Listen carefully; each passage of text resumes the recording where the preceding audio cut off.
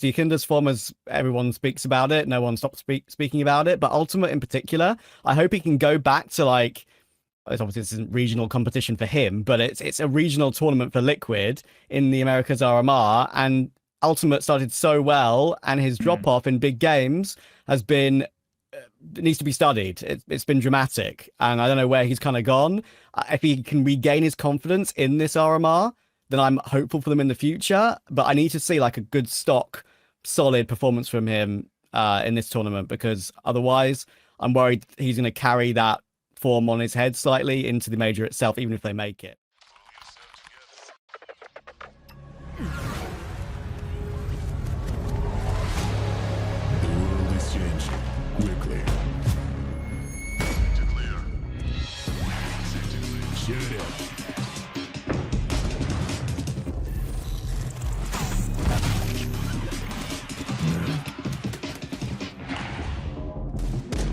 The world is changing, but one thing remains the same.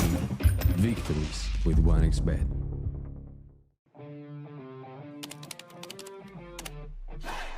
Sell in-game items at the best prices in just a couple of clicks. We are the biggest instant sell service for in-game items like Counter-Strike 2, Dota 2, and Rust. Easy selling process and instant withdrawal of funds to the most popular payment methods. More than 140,000 deals and 50,000 active sellers every month. Use promo code HLTV5 and get a 5% bonus on the sale of your skins. Skin Place. Sell items now. Since the dawn of CSGO, we have been there. Observers of all that competition can reveal. Elation, fear, triumph, and heartache reach out from every frame. From the small studios and conference rooms to the epic arenas, the feeling is still the same. We live and breathe this game. This was CSGO Through the Lens. Buy now at hltv.org/shop.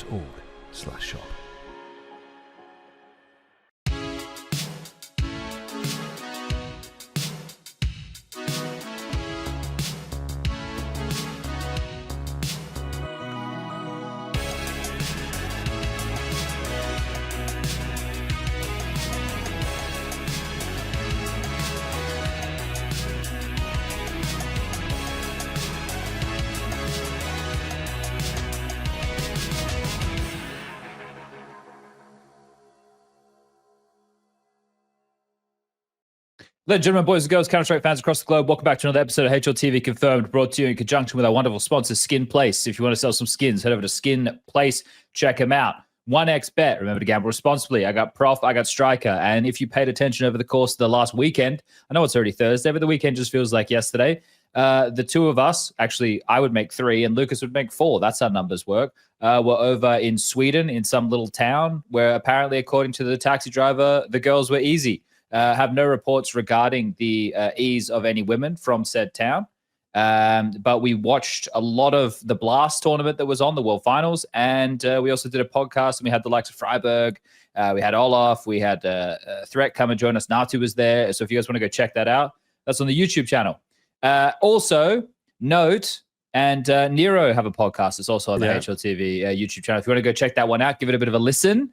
I think it's very pointed, right? It's not all over the place covering all the news and bits and bobs like we do. It's a bit more pointed, a bit more stat focused. They had Vu on as their first guest. Anyway, that's the opening spiel. How was that? That was really good. That was really pointed, just like the other podcast. I mean, are we becoming the other podcast now? I don't think we're going to be ever that detailed, and not because we don't want to be. It's just because, you know, we'll leave that to other people. We'll share some responsibilities, and you know, maybe we'll appear on their podcast, Prof. You never know. You know, anything's possible. Crossovers all over the place. Yeah. How was everyone's travel home? For you, I guess it was pretty easy, Prof. It was great. There's actually a funny story from because me, Striker, and Lucas, they were going to the airport, and I was going to Stockholm city. Okay. So I went with them, like kind of halfway, and I got dropped off at a max, of course. That was on the way, and then I like departed to my place. But I'm driving in an Uber to my place, and Striker's calling me, and I'm like, fuck, did I forget something? And he's like, Prof, did you take your backpack? And I look next to me, and it's like, my backpack is next to me. So I'm like, yeah, I did. And they're like, we have an extra backpack here. And then Striker had to figure the situation out. That's it. So you stole someone's backpack. It turned out we stole someone's backpack by accident. Yeah. It turns out like we had something like six, 7 bags or something like in a one big bundle, and somebody just must have thrown in their backpack somewhere close to our stuff, and I just picked it up because I thought it was ours when we were like loading the cab, and it was so much shit that nobody's really paying attention, right? And so after an hour, when we reached the airport, we're like, okay, this is the extra backpack. Like, what do we do now? So we called back the hotel. They were like, yeah, we're missing a backpack, and so we sent it back by Uber. So it could have been literally anybody's backpack, like not just like another gaming person's backpack. Yeah. It could have literally been anybody's, and I probably even was. I mean, I was like looking through it because I was trying to find like some information so I can call the guy or call the person just to calm them down that we actually have this backpack. I couldn't find anything, but it didn't seem like he had any gaming gear in. So at least that. It seemed like it was just like a random person in the hotel, but so it seemed like everything's okay. Quite a travel day then. Yeah. That's crazy. Okay. Look, I was going to obviously talk all about the election that is so important to us as people who don't live in America. But I thought there's been enough discourse about that we'll leave it to those people because you know how usually we get the major winners on the podcast. So we're waiting for that opportunity to arise so we can have the winners of the election on HLTV Confirmed. So and then we can go into detail. But before that, there's probably no point. Donald T. Ramp. I'm sure we can probably get in contact with him if necessary. Now, look, for everybody who's tuning into tonight's show and wants to know what's coming up, we're going to quickly just touch on the World Finals. As mentioned, we co-streamed the 2 quarters and the 2 semis. So if you were there, you would have heard our opinions on it all as it was happening. We'll wrap up, obviously, the final that G2 won. We'll get stuck into some of the recent news. There was a bit of outrage, let's call it, on the Reddit sphere regarding Mongolz reaching top 5 in the VRS, and we'll keep using that lingo, Valve ranking system. Standings. No. My version's better, bro. Even our guys, our writers, mine's better all the time, and I'm like, Jesus. Fuck. But why is there regional global ranking? If there's a global ranking, how does that make sense? Valve ranking system, Striker. Get with the times, all right? We'll name it whatever we want to name it. We'll police ourselves. We'll come up with our own names. The CS update that happened overnight, I've seen mixed reviews on that. The rumors about Train. I saw a headline of an article at some point on Reddit throughout the week where I believe, I didn't go into it because I looked at it and I went, this is so absurd. If someone asked this question, I'm not even going to read this interview. And it was like, I imagine the question was asking Device if he thought that Train was going to come in before the major. And I was like, what? How could that even possibly be a question? Regardless, doesn't matter. Then we got Skinionaire coming up. I mean, it is a question. I think it's a legitimate question. Yeah, but not into the competitive map pool. You never know. I mean, you guys are insane. We're going to go back to Cobble Overpass I'm not saying time. It's reasonable or whatever, but I'm saying we've had, like, this is what we're talking about. There's precedent. There's precedent. You guys have completely lost the fucking plot. There is absolutely no way. I also think that they've done a lot better with that in recent times. Yeah, there is no way Train comes in. Get it up there. Yeah. And then tomorrow, Train comes in. Sponge was wrong. I think at this point you can pretty much safely say that it's not right because it's Thursday and they're never going to release anything on Friday because then they don't have time to fix any major issues, that happen in the game, which usually do when you have a new map coming in and all that stuff.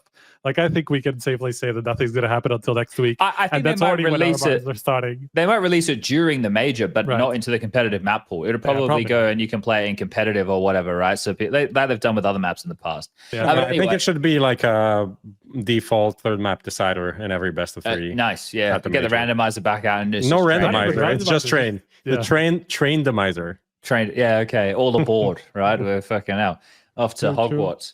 Okay, and later on we're gonna have Trav joining us, and we're gonna talk through the RMRs. We're gonna do a Skinionaire. We're gonna have a What Are the Odds in there. I'm currently trying to curate tier lists right now that we might be able to use, so we'll see how that goes. See if I can build and talk at the same time.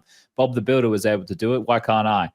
Okay, let's jump into it. There's no bumpers, so no need. We could just get talking about the Blast World Finals, which is essentially where we just left off with the conversation. You guys traveled home. You guys stole some backpacks. Yeah. You guys were likely as equally underwhelmed with the grand final as I was. Watching from home in Malta, I made it, boys. I made it home before the final started, which was pretty crazy. That's nice. Yeah, we didn't miss anything by not co-streaming it. I can say right? that would have been fucking dog shit. That was boring as hell. Nothing really happened, except everything happened. We saw Spirit kind of go back to the issue that we had before, that we are kind of highlighting for a while, like the T sides being absolutely non-existent. So literally 0 rounds for the first 2 maps. So that's not liquid. That's a really rough sign for them, because we were like, maybe that thing has been fixed. They're talking about the communication and everything, but obviously big moment. It kind of reverted to like the old demons came back to haunt them essentially in that grand final, and was a super bad showing from the team overall. Like literally nothing went well. In saying that, they did make it to the final. Right, their run was they took on FaZe in the quarters, then Astralis in the semis, and then obviously falling to G2, who were victorious 3-0 in the final. And yeah, as you mentioned, no T-side rounds, which is baffling, right? Like I always struggle with this, Striker, right? Because if we just look at it within the terms of the grand final, Spirit were no shows, but then but we can't do that because the event's consecutive, right? Like it's day after day after day of play. So do you look at this as a net positive, or how do you kind of review this event for Spirit with how the grand final went down? I think it has to be looked at as a net positive also, because they were clearly struggling in the matchup before, right? It was something like 4-0 until that point before they played that final. And they won like 1 map in those 4 series that they played before that, or 5 series before that even. So now the score between them is like 1-11 or something crazy like that. So it seems like it is very matchup based, and that was even despite the fact that Donk actually was quite successful in that NiKo duo that everybody made such a big deal out of, and then it turns out it doesn't actually matter if Donk kills NiKo or NiKo kills Donk, they just lose anyway. So that was like an interesting thing to follow, more than that it actually had any sort of an impact. It was just kind of like a cool storyline to me, that rather than some actual. But it's interesting, right, to see kind of how it ages, because this is the thing with when we bring up these type of like matchups or head-to-heads or like little interesting factoids, is like, well, how does that end up aging? Does that stay this forever? And it's like, oh shit, or does it change, or does it not matter, like you're saying? So it is curious to see the outcome with a change in that. m0NESY obviously getting the MVP of the event, and there was the whole conversation that we're having throughout ZywOo, Donk, m0NESY, which is still be going into the major. But I see some fun threads out there now, you know, like, oh, m0NESY's got it locked up now. There's no way.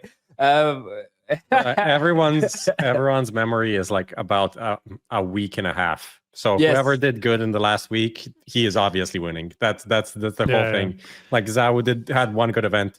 Obviously, it's ZywOo. I don't know why you guys are talking about anyone else. So it's very fun. But obviously, it is a good indicator that he has like another MVP, and that like he was the MVP in all of their wins this year for G2, which wasn't the case previously for m0NESY.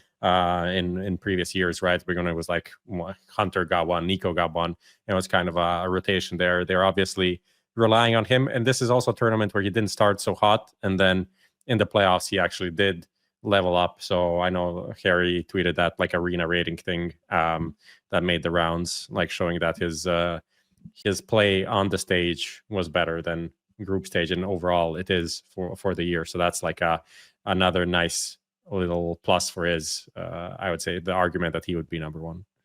It's a fun conversation. People can't stop having it. It's going to happen all the way up to next year. At this point, I'm going to have to stop talking about it, because we've gotten into certain discussions that I wouldn't want to give away any sort of like conclusions or whatever like that. And it's not like we've decided like who would be number 1 right now, but we've had like kind of preliminary discussions like how it would look.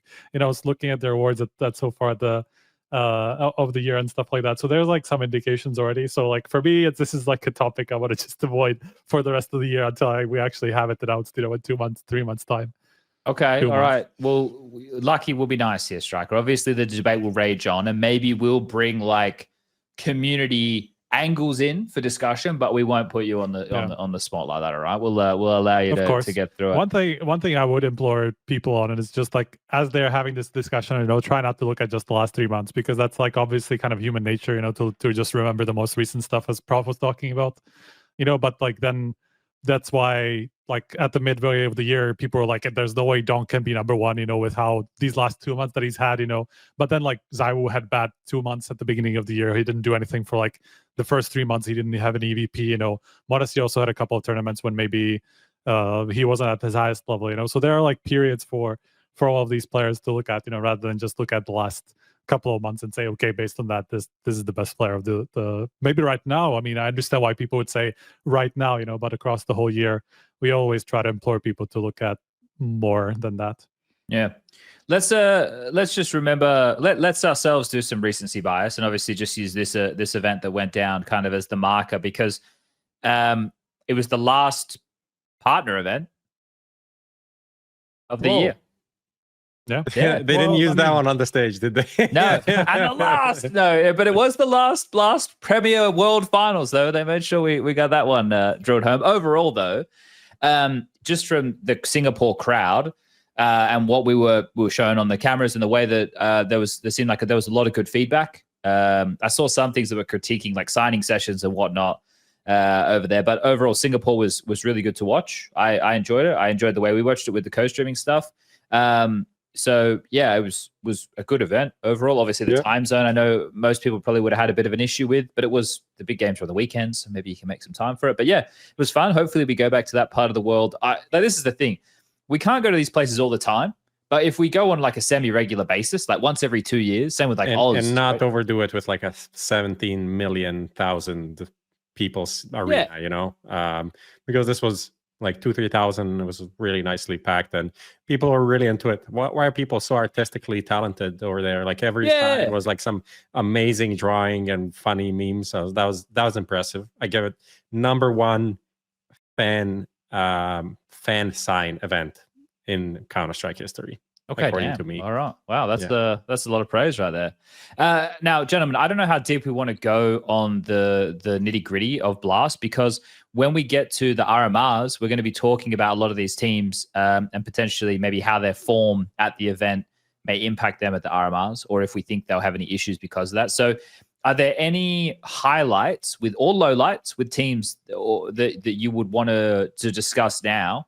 Because we can, like, I'm not trying to neuter the conversation at all. I think, with G2, it's a team that I think on an episode a while ago, I said they're the team that, can bomb out last in the event because of Rio and then win the next event. Like, they're a team that you can't roll out. Weren't you the one who was saying, like, there's no way why are we talking about G2? Like, they're so shit at this point. Yeah. No, but it's classic, right? Isn't it? Like, it is. The thing with this team is the ceiling of the players.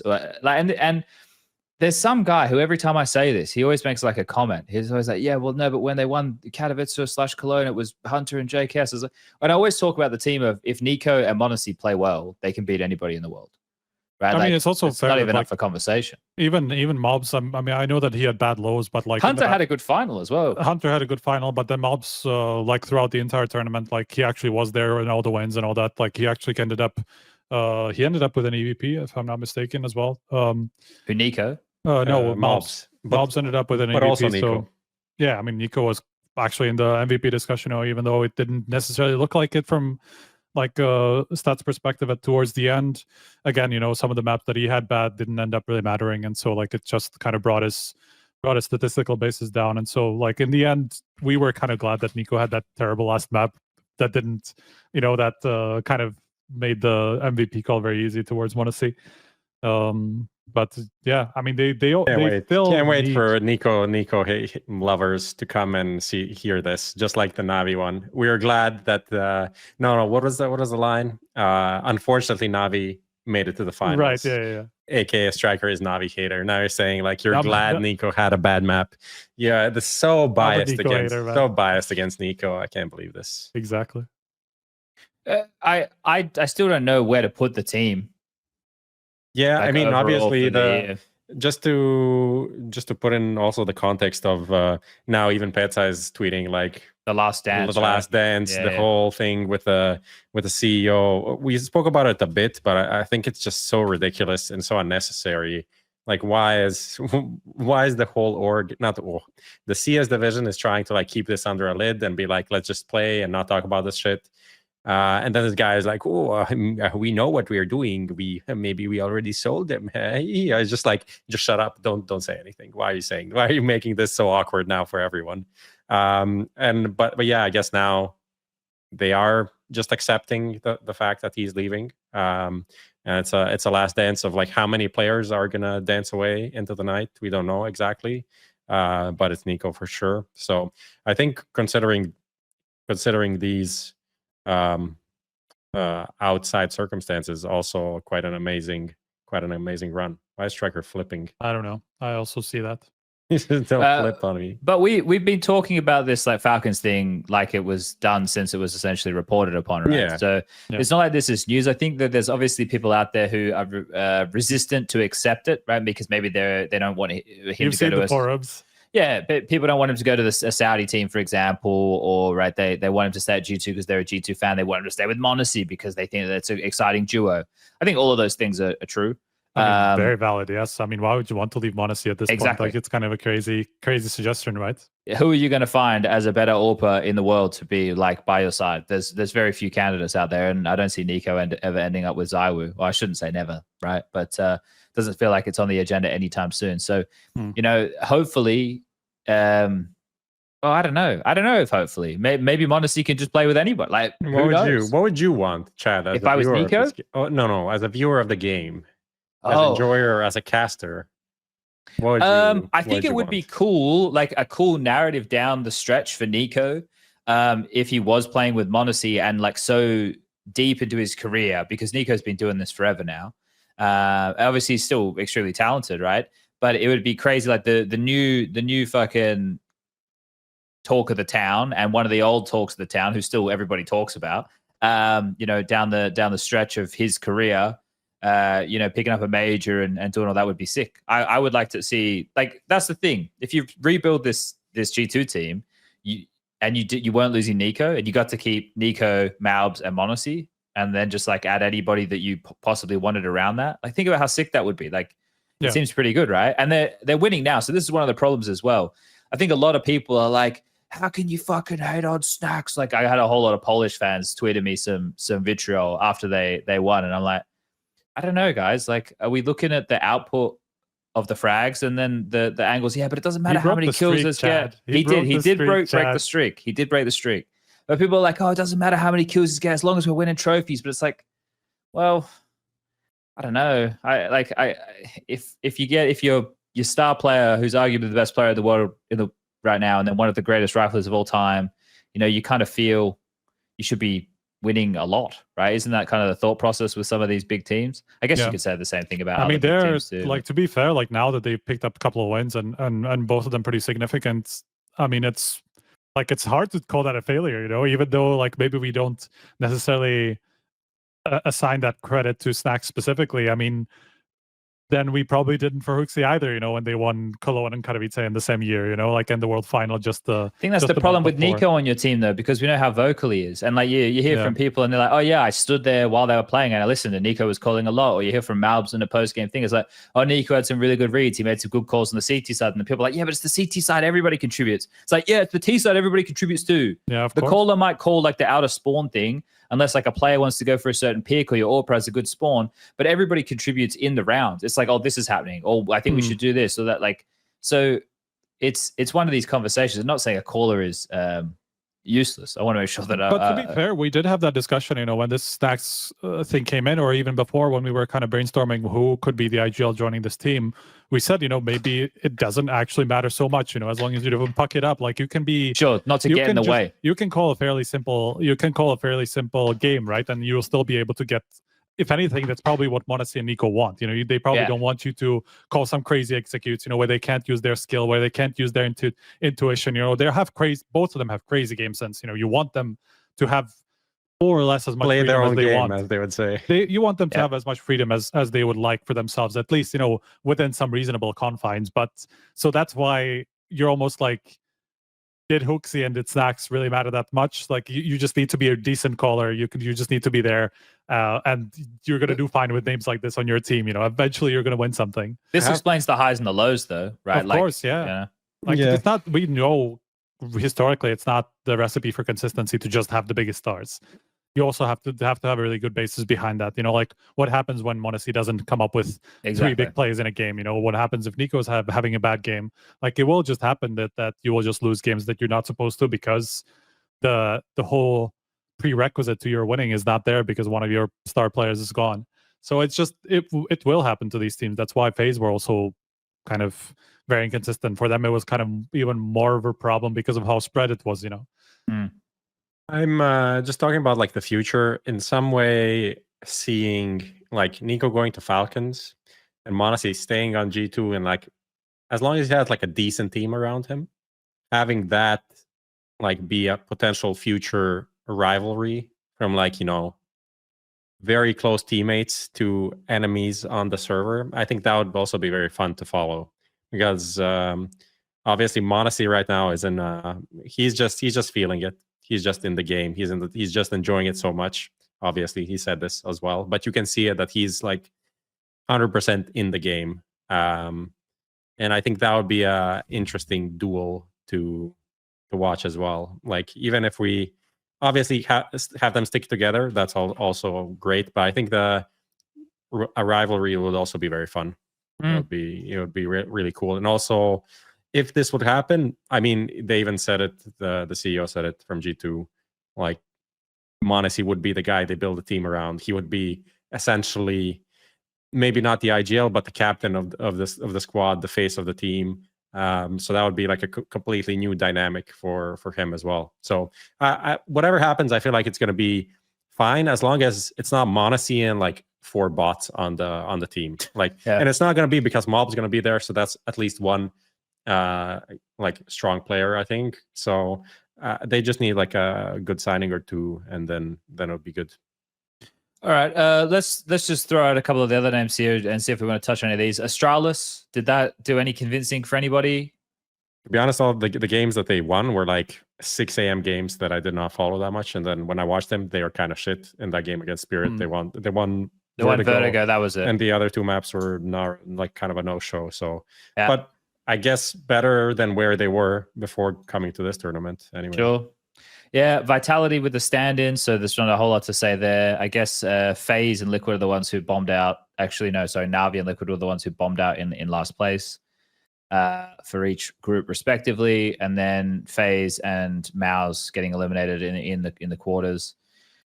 I think it's a bad look for teams like for MOUZ losing to Vitality with the stand-in. If MOUZ want to be considered a contender, that's like another mark against their name, unfortunately. I think out of all the teams that, I mean, yes, Navi went out in last place, but they also have like so much, how would I say, they have a bank of good results that this one thing is like, it's not the end of the world. It's an outlier, you know? Yeah. But I think out of all the results, like MOUZ is kind of relatively the worst to where they are as a team and who they lost to, and the opportunity that it was for them. I think with the rest of the field being like, obviously Navi going out, Vitality playing with a stand-in, like this is where they need to, seize the opportunity. So I think for them, it was a pretty bad result. And like we were co-streaming it and just seeing like kind of the reaction, it felt like they should have been more disappointed. Like Vitality were more disappointed when they went out than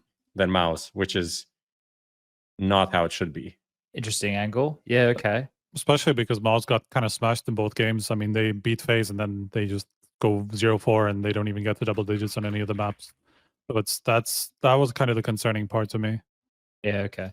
I don't know. There's something about MOUZ that I don't know why. I think they have really good parts. Like I think that there's some players that can contribute in good areas, and Jimmy's obviously like the highlight of that conversation at the moment. But there's just something that it doesn't feel like they have that gear, right? Like I they're still in the conversation, right? And this is the problem. This is kind of the chat that we've been having a lot recently. Is there are a lot of teams who are seemingly within striking distance, but how many of them can actually do it, right? I think I would put obviously your Navis, your Vitalities, your G2s, right? Like they're in striking distance who can actually do it because we've seen them do it.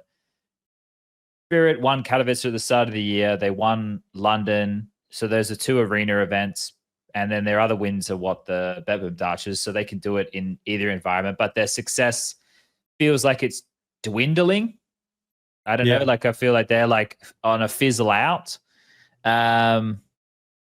MOUZ, I don't know. MOUZ and FaZe, like if they're playing their best CS, maybe. I don't know. I could sit here and R over this for days. I guess I would like. We would definitely put them on the outside of that conversation now, because of the I mean, FaZe have been on that trajectory for a while, but even MOUZ, we've obviously always had kind of question marks over if they can do it on the biggest stages, and like then they have one good tournament in Rio, right, where they make the final, but then they play an Astralis that has been kind of struggling, and then they play a Vitality with the stand-in and they get smashed both times. So we're kind of back, but again, back down to, so was Rio kind of an outlier then? Like, should we expect that again? I'm not, I don't know. Yeah, it's tough. All right, well, we don't want to spend too much. We're going to talk on these teams a bit later on in the RMRs, which I think most of these teams should find success there. Yeah, so overall, enjoyable event to watch. Last partner event ever, or for the foreseeable future. We'll see if the Valve changes things up in another 4 or 5 years. Okay, let's get into some of the recent news. Now, this one, Striker, when this popped off regarding Mongolz making it to the top 5, for those people who weren't watching, over the weekend, there was the culmination of the Thunderpick event that was on. It started online but ended on LAN. 4 teams were in attendance: Mongolz, 3D Max, Heroic, and OG. It was a intimate event in Berlin. Also looked really cool from the photos and watching the stream. It was a bit of like a Thunderdome type thing in this smaller type studio, and there's bleacher seating, and some Mongolian fans who were in Berlin who weren't even Counter-Strike fans. Actually, I think they were just Mongolian people, maybe not Mongolian fans. I would imagine they're also fans of Mongolia. Regardless, people who were Mongolian turned up to the event to support the Mongols, who ended up being victorious. They took down Heroic in the final. It was a best of 5. And they won $500,000, which was the same amount of money that was on the line for first prize for G2 over at the World Finals. And then with that, the Valve ranking got updated, and the Mongols were elevated up into the top 5. On your ranking, I believe they're like 11 or something. Yeah, somewhere along those lines. Yeah. And one of the key factors is the prize money, right? And that's what a lot of people. Some of the comments we read in the Reddit thread, because we had a chat about this, didn't even make any sense. But a lot of people were like, including the most upvoted one. Yeah. It was like, what language is this? Yeah. I don't know what that guy meant. But anyway, the consensus was, with what I was reading regarding the feedback, was, Valve ranking shit. Which we discussed on the lengthy episode with Graham, that the ranking kind of serves a little bit of a different purpose. It's not necessarily meant to be a power ranking as such, but it's still got people asking a lot of questions, Striker. And I wanted to task you with explaining to everybody how or why the Mongols finds themselves where they are. I mean, I've been educating myself on the ranking a little bit more, just because of some of these situations that happen, also as a result of our conversation last time. So I spoke to our dev who actually implemented it. And then I started to look into some of these changes to understand it a little bit more. And I mean, what's interesting about the Mongolz case is actually that they didn't improve that much as they basically caused everybody to drop. Because, so how the ranking works, right? I mean, you have these 4 factors. Let's say the biggest one of them, because like one of them is the LAN wins, but let's say most of the stuff that happens at the top is LAN wins anyway. So we can kind of ignore that part of it, because everybody is somewhere around the 1 scaling or whatever. And then the other part would be the prize money that you win, and then the prize money that's like the opponents that you beat won over whatever period of time, over 6 months period of time, scaled by time. So the prize money that you win is actually quite a big component, right? I mean, that's nothing new. We knew that already, that was going to be the case. But then that brings up this interesting conversation where it doesn't actually matter so much what teams you face, in that tournament, because the prize money that you win in the end is actually what matters more. Because there's like the opponent network kind of factor in the ranking as well, but it doesn't actually change that much for anybody. Like everybody finishes somewhere below, between 0.3 and 0.4. Like it's not actually, it doesn't shift your ranking all that much. And so it's more about the prize money that you win and that the teams you beat that won. And so the interesting part about how Mongolz actually got up to a top 5, they didn't jump by more than like 20 points on the ranking, but everybody else dropped as a result of them increasing the cap of the prize pool. So the way that it works is it compares everybody to the 5th best performer in prize money 1. Which is the Mongolz. The 5th best performer, now it's actually Vitality. Mongolz is actually above Vitality as a result of this. But I was looking through that. They were something like 7th or something like that, maybe a bit lower even. At some point, they were quite high in it as a result of the Yellow Compass win, right? A couple of months ago. But then that obviously dropped off quite a lot because it's been quite a long time and it just scales by time or it decays over time. But now that they got the 500,000, they increased the bottom cap so much that it was like 250,000 was the top 5 performer before this couple of events. So before World Final and Thunderpick, which both had 1 million and 500,000 to the winner. And so it like the prize money that got offered in that time was actually really high. And so everybody now is above 500,000 in that top 5. So the 5th best performer effectively doubled over these 2 tournaments as a result of, Vitality, MOUZ, Mongolz, just not MOUZ, actually Spirit. It would have been the 2nd place who actually improved quite a lot.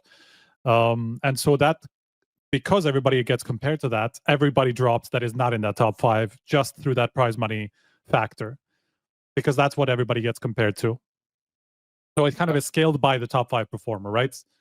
Are we catching on? Questions up until now? I'm kind of following, right? So you said Mongols have the 2nd highest amount of money earned. I don't know if they're 2nd. They're somewhere between 2 and 4. I don't remember now. I think they're probably still behind Navi. I can check actually quickly because Valve actually did this. We don't have the detailed information as same way that that Valve does, like in the separate categories and how much everybody earned, but they actually released it yesterday, so I can check. Okay. But essentially, what it looked like. Mongols made everyone else look like shit. Yeah, not like everyone else. The top 5 are up there, but like the average team that won like 40K, 50K, 100K in the last 2-3 months just looks 2 times worse. Yeah, I mean, it's also as a result of the World Final increasing that, right? Because if it was just Mongols alone, the cap, the bottom, the top 5 wouldn't have actually changed that much, because I think the top 5 at that time was MOUZ, which was like 250K. Now they're actually top 6 or 7 or something like that as a result of Mongols jumping over them. But the top 4 team that would have been the new one would have been Vitality, but then they got a bunch of money from World Final as well. So that's like 100K. That's also increases the cap. So both, not just Mongols, but also the World Final going to the top 5 performers increases the limit that everybody gets compared against. And so it's not even just Mongols like earning that 500,000 that made such a big difference. It's just a lot of prize money went into the system that just increased everybody in the top 5. And then that causes everybody else to get scaled down as a result. So between those 2 rankings, you can see like basically everybody below the top 4 drops like 100 points or so as a result of this. And that's effectively just because of this. But then you also have to look at why like Navi and Spirits and Vitality dropped. For Navi, it's fairly obvious. I mean, they lost 2 matchups that they weren't supposed to, so they dropped like 60 points just through the head-to-head. So it's like the elo, which is actually not a very big factor. But at the top, it actually starts, or even more like towards the bottom, it actually starts to make a difference, because it's like 20, 30 points that you can gain off of one upset, and so you can actually gain quite a lot of spots. At the top, it doesn't matter so much, but obviously, if you're Navi and you're expected to win all of your matches and then you lose to Astralis, and who was the other one that they lost to? FaZe? Yeah, I think so. Was it FaZe? I think it was FaZe. So that's 2 teams they weren't supposed to lose to, and they lost like 30 points for each of those matches if you look into the details. And then the reason that everybody else in the top 5 by prize money dropped, apart from G2, who actually gained kind of like 20 points as well, not that much considering they won such a massive tournament, right? Yeah. And the teams they beat, is because how the ranking also works, and something that we didn't quite explain well in that episode with Messioso it's not just the top 5 in like the separate categories that you get compared against. You effectively also get compared against the top performer across the board. So in all those, like the way that the ranking works is it takes the average of the 4 factors, and whoever's the top performer in that, everybody gets scaled by to a degree as well. So like the math basically works out that you get your points that you earn get divided by, like your average gets divided by the maximum average. And so that's how your points get scaled by based on who is the best performer across the four factors. And that became G2 now. I'm completely lost. This is going to be like the Pro League format with the like everything I had to learn fucking 4 seasons. But you're Right. saying G2 is the So, best team G2 across... is now the best team across the bounty offered, bounty collected, opponent network, and LAN wins. So the way the ranking works is takes Wait, the say average that again slower. The bounty on offer, bounty offered, collected. bounty collected, opponent network, and LAN wins. It's the 4 factors that go into the ranking, right? yes. These get averaged for every team. Like so the average works out to 0.815 for G2, you know? And that is the value that everybody's points get divided by. So like if you're 0.75, which is like NAVI now or something, that gets divided by the 0.815, and that's how you get scaled by the best performer in the ranking effectively, you know? And that's before all the head-to-head adjustments. Like that comes at the end, you know, where this is just like the raw value that the ranking gives you as like an expected result. The head-to-head is like the adjustments that you get based off of if you performed up to the expectations of the ranking, you know, like I'm gone. Okay, I'm gone. whatever. I'm gone. Well, I think the best I think way that that- we could do this is with visuals. I think you also did a great job by explaining just the prize money part and the blast. Yeah, I mean, effect. I think like that something. I think that's a pretty good explanation. After that, we kind of got lost. We'll take some notes, come back next week, Yeah. and try again. Try I mean, you again. really have Maybe to look into the math because it's effectively like the raw value that everybody gets is like a very simple equation. But you know, you kind of have to see it, and you kind of have to see how it works for you to Someone, understand it properly. You know. Falling Whale CS says it's not that complicated. Just read the GitHub, brother. Why do you think I'm working Counter-Strike and not using my fucking masters in computer science? I'm not reading any GitHubs. I'm not reading any GitHubs. Yeah. I mean, but like effectively, it's just important who the top performer across the board is, and then who the top 5 performers in each of the factors is. Not each of them, but the prize money is the big one, right? That's kind of is important. So it's both that. So the reason Mongolz is 5th is because the amount of money that they have earned, right? They're a top 5 team in terms of money earned out of all the teams in Counter-Strike, right? But with the network versus the other teams who are above them in the ranking, so 4, 3, 2, and 1, all have more points based off of that network because they have more money than some of those teams, right? It's not even that, but it's just as I said, like because there was a lot of money from World Final as well. So if I look at the so as I said, like the top 5 performance and prize money was like 250K was the 5th one. Then there was like 300, 400, 600K or something for the top 5, right? But because the Vitality earned like 85K, right? And they became the 5th one now because Mongolz jumped over them. The 5th in terms of earning. Earning, yes. Yes. So I think Vitality are the 5th one now because Spirit also jumped over them because they earned 250K just from this tournament alone. Yes.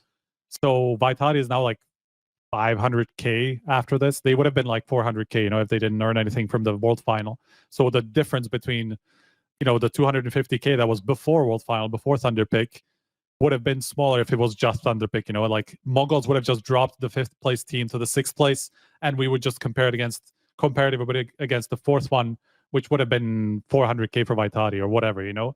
So the difference is actually increased by the World Final as well.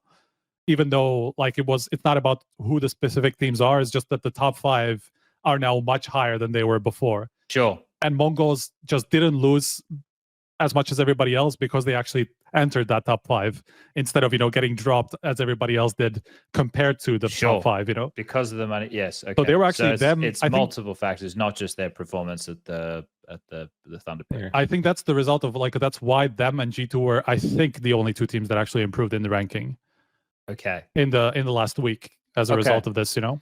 Well, this is very complicated, and the implications of this, everybody, is mainly going to be regarding the teams getting invited to events next year. We saw, because we can start to pivot now, We saw Blast put out some amended bits and bobs regarding their format. And then Valve also updated some stuff on the regulation side.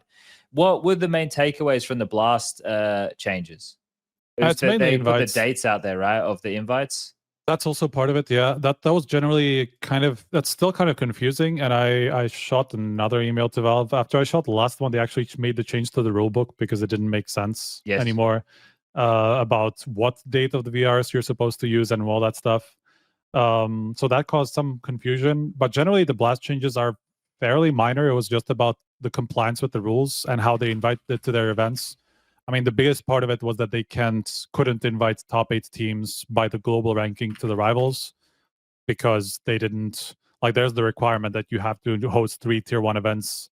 So now they're inviting 4, events. right? Yeah, they're inviting 4 global and then the 4 regional that basically come from them hosting the risings, which they kind of use as the tier 1 events that allow them to host the wildcard event. It's kind of complicated by the rules, but effectively that's a wildcard event that they had to follow the tier 1 tournaments that they hosted before that with their invites. So they hosted 2 global ones, 4 regional ones before the rivals, and so they had to have 4 regional, one from each region invite, and then the rest of it could come from global invites. So it's just that's all too much. That's the thing. It's just I don't think that people should really focus on that because it doesn't really matter. Of course it's going to change the rivals. It's now going to have an Asian team. It's now going to have an Americas team confirmed. There's going to be the top European team, which would have been there anyway because it's they would have been somewhere in the global in the top 8 regardless, unless Americas just improves by a crazy amount in the meantime, or Asia or whatever. And so there's going to be a couple of regional spots more effectively compared to what it would have been before. And then the structures of the risings that leads to the open tournament changed a little bit with how teams get invited to one or the other. It's all very technical that it doesn't really make a difference in the end. I don't think people necessarily need to know this. Sure. Yeah, I think this is the thing. Now that we've opened the can of worms of looking at a lot of this stuff, some of it, I guess we will just have to talk to from time to time. I mean, one thing actually, just to go back quickly to the ranking thing, right? Something that people should note from this example of Mongolz, and I think it is a bit exacerbated just because, as I said, World Final actually had a big impact on the reason why everybody dropped below Mongolz as well. But the curious part is, let's say we have PGL, hosting a lot of tournaments with the most prize money out of everybody now, right? Because they have 1.25 million. And because the individual prize money earned is not actually capped, it's only the event weight that is capped by the million. It doesn't individual teams' earnings still can be kind of crazy high. If somebody puts on a 5 million tournament and a team wins 2.5 million, that's still going to go to their bounty offerings, but that's how Valve go against it, but go kind of combat it by comparing by the top 5 rather than the top 1, But my point was that even if PGL doesn't attract that many top teams, just by the virtue of them having a lot of prize money on, they will have some of these outliers, like a Mongolz. Somebody will win their tournament that's a top 10 team at that point. They will suddenly jump into the top 5, top 3, whatever, because it's just they will earn too much prize money, not to have a reasonable impact. So it's kind of interesting how the ranking and how the rules work in a way against the monopoly, because if Blast and ESL somehow just wave a magic wand and all the partner teams just decide to go to all their events anyway, and seems like that's realistically what's going to happen because they have all the rep share to incentivize them with. Even if PGL only get 2 top 10 teams for all of their events, their winners will enter the circuits of the other 2, and the same thing will happen with Yellow Compass that also have $1 million tournament, Bet Boom who have a couple $1 million tournaments, just those winners, maybe second places, some of these top performers will have a big impact on who gets how on them rising in the rankings, So this is I think that's important because it depends on how many teams want to be part of this frequent flyer thing or want to be part of however ESL are going to do their incentives. Because there might be enough room for everybody, but it depends on how many people that want to going to be included in this kind of party, right? And I know it has to be public and this, that, and the other, but we know that there's some certain bits and pieces. The curious part about it is that okay, of course, if you're a top 5 team, maybe you don't necessarily care about PGL, right? Like you'll perform decently enough across the ESL and Blast to stay there to get all the invites anyway, right? But let's say you're a top 10 team and you have a choice between an ESL tournament where all the top 5 teams are and a PGL tournament where there's like Maybe a another handful, top 10 team. yeah. You know, you have a really good chance of winning. Yeah. You'll probably go to that event instead, unless Especially you know if you're your like org an says, EF or something, right? Like if you're an Of EF or a course, I mean- Mongolz or these teams, like going to the PGL one seems like there's more incentive. But also, even if you're like one of those orgs that are kind of on the outskirts but want to commit to ESL just because of the rev share, like effectively, if Like you're kind of in Astralis or danger, something. let's say like one of those teams that are kind of somewhere on the brink, right? Complexity. Like top 10 to 15 Yeah. level, you know, where you could be in danger of missing out on these invites. Maybe like top 15. Like even like I would be pressed to think that it would be good for you if you went to PGL instead, even though you Yes. get some rev share from ESL, just because you will have a much better chance of staying in that invite circuit and then going to all the ESL events, all the Blast events where you can get the rev share. So like if you compare their incentives, it's actually maybe better to skip one ESL event, one Blast event, maybe not Blast because they have the whole frequent flyer thing. And they're probably, I don't know what the ESL one is. We don't know that yet, right? I don't know. Yeah. But like there's reasonable discussion where some of these things are like, it's always going to be interesting where the invite dates fall off and like how teams will choose the events based on where they are in the ranking and how much they need to improve to stay in the invite circuit. You know, like it's going to be a lot of game, like kind of mind games between what team goes to what events, you know, so that they can get a chance of winning it. Yeah, well, this is half the fun of next year. All right, so just dialing in, I guess, a bit more on the update overnight. I don't know how many people have been playing Counter-Strike today since they made an update now, but Shox put out, I'm going to say, a hyperbolic tweet, surely.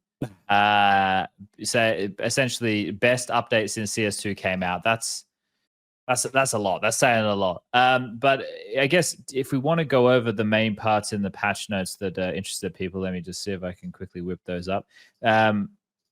It's now, I guess one of the big ones is the feedback that you have when spraying, right? Because there was a video I watched of a guy who I forget the guy, maybe someone in chat knows the video, but a bloke made a video saying like in CSGO, you'd kind of get feedback off of the walls because you get these like big black puffs of smoke or right? And this is essentially the change that's happened, right?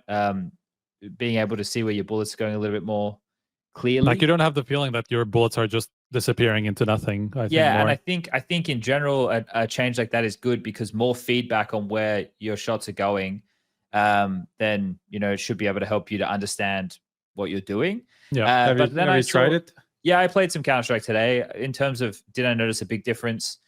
Not really. I mean, if you're already good, then it doesn't make a difference, I guess. Yeah, but that's the thing. Like, I also read like some tweets. I swear I saw a Fascia tweet not long ago, like saying Said it was awful. Yeah, let me just check now. Is it me or does it feel horrible now? Do you have more elo than Shox? I don't know. I haven't been playing a lot of Counter-Strike recently. I would say Shox definitely has a whole better understanding of Counter-Strike right now than I do with the hands-on. I wouldn't even question that. So I'm not. I just when I see someone going, "This is the best update since CS2 came out," like I don't know. I don't know how much of a big difference is being made, especially if you're getting conflicting reports. Like if Fash is coming out and saying it feels terrible. I think there was another part of these patch notes that I think people were reading. I don't want to say we're reading too much into, but I'm just curious. But they were, yeah, you're right. Well, there's one thing here to do with where is it? Reduced animation-related network bandwidth usage. That's the one, no? Fixed a case mid-spray where lag compensation would rewind target hitboxes further into the past than what was on the screen. So this one here has nothing to actually do with netcode, right? It's just visually what you're seeing. And another part is when people read this mid-spray where lag compensation would lag compensation, I imagine, isn't happening like every spray. It's not a constant, right? It's more of like an anomaly, like when you're getting a spike of some variety. So like in terms of that, like I think people are looking at that and going, oh, I am on high ping. Is that going to make my experience better? I would say in certain scenarios, maybe, but it's only a visual thing. Like the netcode is still the same. Like, so someone said lag compensation is constant. I don't.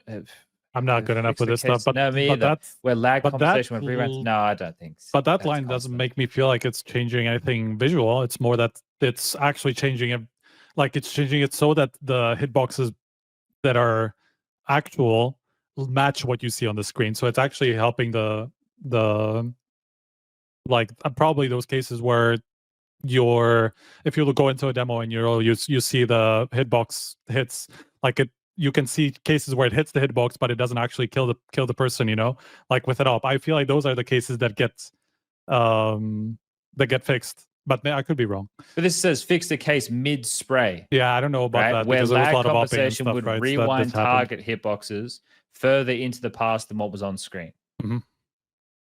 So who's that compensating for? The person who's lagging, the person who's shooting, the person who's moving. Someone compensate for my lack of skill, perhaps. Can we get that discussion going? Right? Yeah, but that there was could be- also the people who are saying like who's the Valve dev Fletcher. Fletcher. I It's can't not the remember. big his- one. Yeah, he said he's not the big one that people also read a lot into with the animation stuff.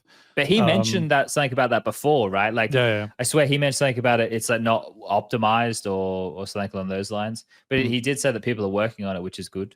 So we'll have to wait and see. People are working on it. You have to say one thing. Little updates happening all the time.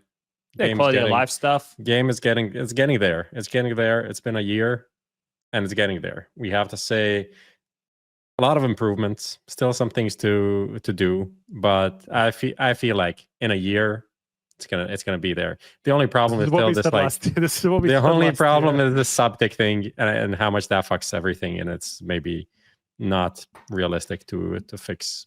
But other than that, I feel like we're getting there.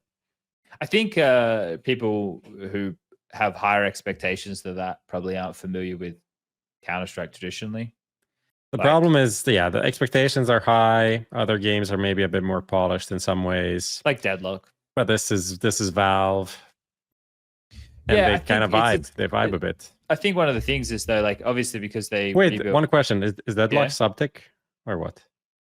I don't know. No one's talking about it. No one knows. No one knows. No one knows. Not a single thought. But yeah, I agree with the general sentiment that you just put out there, Prof. I think we're getting there. It'll take time. We just posted a video on 1 year of CS and like all of the updates that happened. So if people can go and check that out, it's on the YouTubes.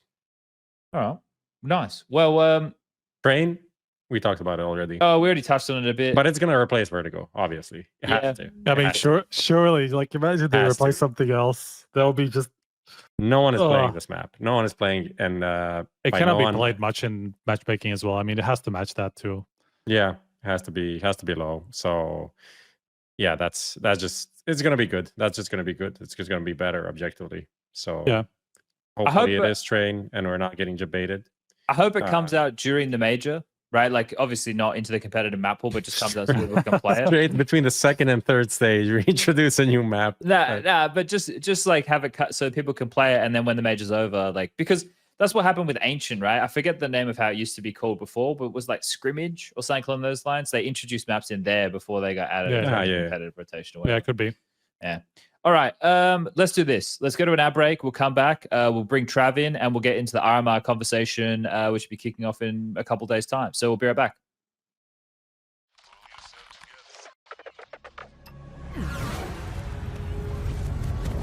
The world is changing quickly. Shut up.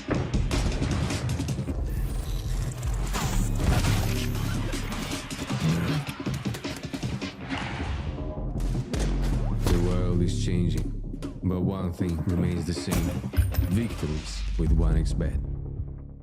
Skin Place launching an event with a total prize pool of $10,000 in honor of our first anniversary.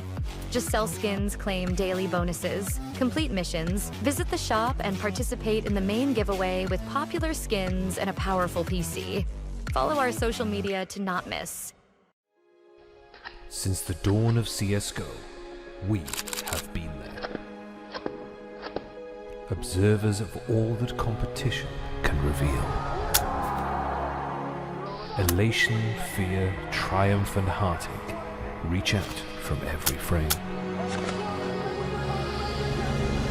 From the small studios and conference rooms to the epic arenas, the feeling is still the same.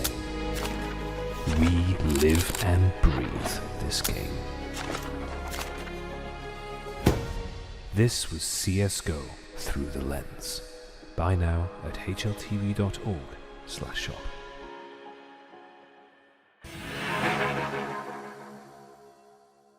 All right, back from the break, and we're going to get stuck into the RMR preview. Now, joining us on the end there is Trav. Trav, for the uninitiated, who are you? I'm a Counter-Strike commentator, and I've been doing it for a long time now. Very grateful to be in the position I am. I've had a really good year, I feel like. I've been quite proud of myself. I did IEM Rio, B-Stream. I did Pro League early on in the year as well, B-Stream there as well. I've had like 20 or more like broadcast days this month, which is like my record. So yeah, I'm very grateful for that. Been doing it for like 4 years now, started in 2021. Mostly coming through doing like ESEA Advanced and then ESL Challenger League stuff, and then people got to know me more and more for doing open IP stuff, and tournaments got to know me. So yeah, I've got to here now, and I'm very grateful for that. Looking to push forward in 2025 when there are more tournaments out there to work. So hello TOs, I'm here. You've done like 40 events, bro. What is this? Year? Yeah, my Wikipedia is I'm proud of it this year. Yeah, it's been pretty How good. many days did you work? I want to know that. I did actually work this out. Let me find it. I got it on a little notes document I had This here. is my subtle question to find out how much money you made. I mean, you don't know how much he's getting paid. It's not True. Chad's day rate. It's not Chad's day rate. I'm Not all telling of you that. them. I think I've got like 135 broadcast days this Okay. year. It looks something like crazier that. than that, but fair enough. That's still a lot. Yeah, I mean, there's some events not shown on Wikipedia. I think that there's like 6 separate CCTs that will have done like 2 or 3 games in, you know. So yeah, it all adds up for sure. Okay, now look, we saw a tweet come out from you a little bit earlier in the week, Prof, and you were looking for someone who could help us through, because when we get to the European RMRs, there's a lot of teams that are qualified that are maybe not on the radar that we're covering all the time. What was it that caught your attention regarding Trav, Prof? Well, a lot of people throw his name in the replies. I would say the most. So I'm like, okay, I kind of know this guy. You trusted the people. I went on his Twitter. He made a video on the RMRs. He's like talking about all the teams. I'm like, I guess he kind of knows what he's talking about. He kind of knows what he's talking about. It sounds reasonable. He's putting out points in a understandable way. So I'm like, oh, let's try it. I think it's can't hurt.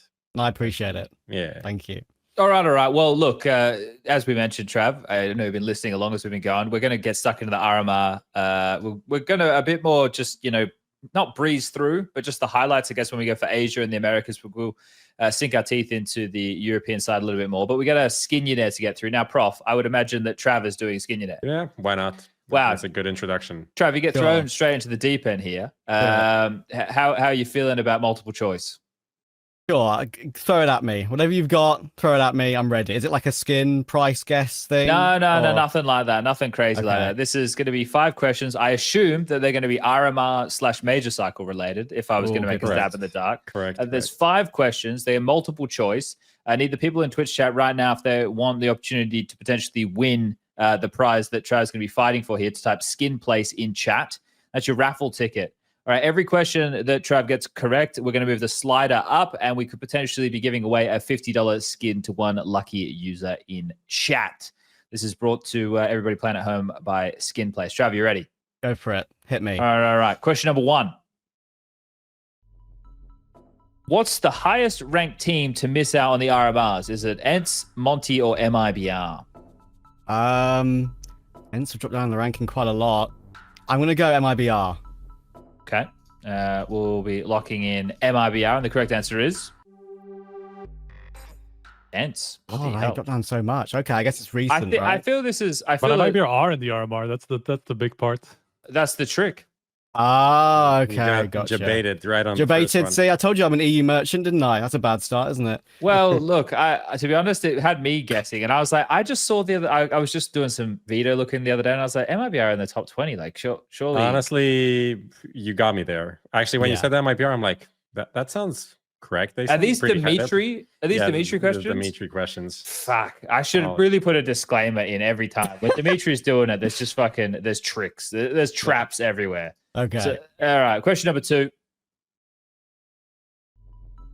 What RMR features only 5 top 20 teams? The Americas RMR or Europe RMR A? What RMR features only 5 top 20 teams? Well, I don't think it's the EU ones because there's, I think, 5 top 20 in RMRA, I'm pretty sure. So I have to go with the other option there. I have to the go with Americas. Yeah. I feel that this, if this one's wrong, I don't know. Dimitri's going to That's be like the trick question that you Only- want, that like, you will get only paid in 5? because you think, Only yeah, 5? yeah. I guess if it's RMRA, then only 5 would be the answer.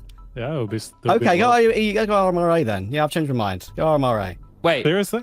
Yeah, think yeah. it's If it's only 5, then yeah, I would What say that. features? Are you sure? Yeah, I'm Yeah. changing my mind. Yeah. All right. There you go. Locking in Europe RMR A. There you You're go. good. Oh, There you I go. thought this was like a bait trick question where they want you to get the wrong answer because you think it's a trick question, but it is Yeah, actually yeah, yeah. It is actually a trick question. Fucking Dimitri. All right, question number 3. How many Russian core teams are set to play at the RMRs? Jesus. that's tough, man. Off the top of my head. Well, he's I've going to got get you, 50 try and trick seconds. you. Yeah, but he Okay. just so you know, he classic Dimitri will try and get you with the fucking GR team that's in the Asia. Far- Oh, Far okay, East, okay. yeah. So they GR, count. let's count it. Cloud9, PARIVISION, Beta Ukrainian. We've got Nemiga. We've got. Oh, Bet Boom. 9 pandas. Is And Paravision? Pandas. Yes, PARIVISION. I said already yes. That's said 6, I think. Aurora counts 7. Is 7 an option? Did you Wait. say Spirit? How about I Spirit? didn't say, of versus course, Pro? Spirit. I guess, yeah. I could So probably go it's 8. 5, then. 7, or 9. Oh, 9. So I'm going to go one more then. I must have missed one. You always add one, so go All right, 9. we're going 9. We're locking in 9. The Yeah. correct answer is. I think we got to 9 even. Nah, Did we? yeah, Okay, 9. nice. All right. GR, I GR love how you, counted then. love how you didn't count like Spirit or Versus No, Pro. I know. These See, are like, teams I'm that not. laugh That's what. at, That's man. all my He's not tier used to 2 brain casting going. those. You see? He's not used to casting those teams. I've done VP twice or 3 times, but Spirit maybe once. So. I'm sorry to hear that. Yeah. Unlucky. True. VP are tough. All right. Question number 4. Oh, Lucas, where's my question? There we go. At the Asia RMR, how is TALON ranked within the event? 3, 4, or 7? Oh, okay. So to their Oh. peers. Yeah. Out to their peers, right? Okay, so 3, That's 4, a or tough 7. one. I haven't seen that. There's only 8 teams there. Yeah. That's really hard They because didn't play for a long time.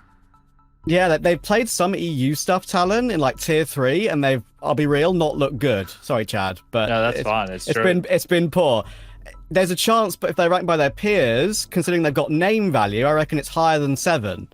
I'm gonna say I mean, 4. the thing is I meant essentially, compared to their peers. it's essentially at like in the RMR. RMR, how high are they? Like Are they obviously seed Mongolz 1, is gonna 2, be 3, number 4, 5, 1. 6, or 7, 8? Yeah. Right. Like, I are they see. higher ranked than Rare Atom, GR? 5 seconds. I'm gonna go. I'll take a risk and go 4 then, because I think 7. They've been bad, but it might be off of really older rankings. So I'm gonna save you here. I'm gonna go with 7. okay. I'm Okay, gonna. 7. I phrased it incorrectly, and I think I tripped you up there. Now they're playing FlyQuest Yeah. in the opening game, who are They'll seed lose. 2. Mongols are seed 1. And they're That was a playing good all way. three. All three go That was around. a good way to go around it. Yeah. Yeah. Bro, Yeah. how is GR ranked higher than Talon? That's what I was thinking. I Like Did they ever play?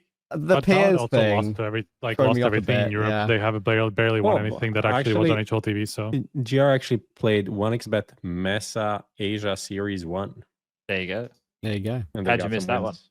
It's the only Alright. event in like the entire year an Eastern Russian team can really participate in. I feel so. Yeah. All right. Finally, question number 5. What's the most maps a team can play at the Americas RMR? 10, 11, 14, or 17? Oh my god. fucking The most. Okay, so they've got 7 slots now. It's not the 0, 2 and you're out anymore, right? Yeah. So best of 1, 1, 2. You're 2-0. Then you play best of 3s. So the 2-1 game, you go 1, 2, 3, 4, 5. then 2-2 game, 6, 7, 8. Then the game that gets you to 3-2, 9, 10, 11.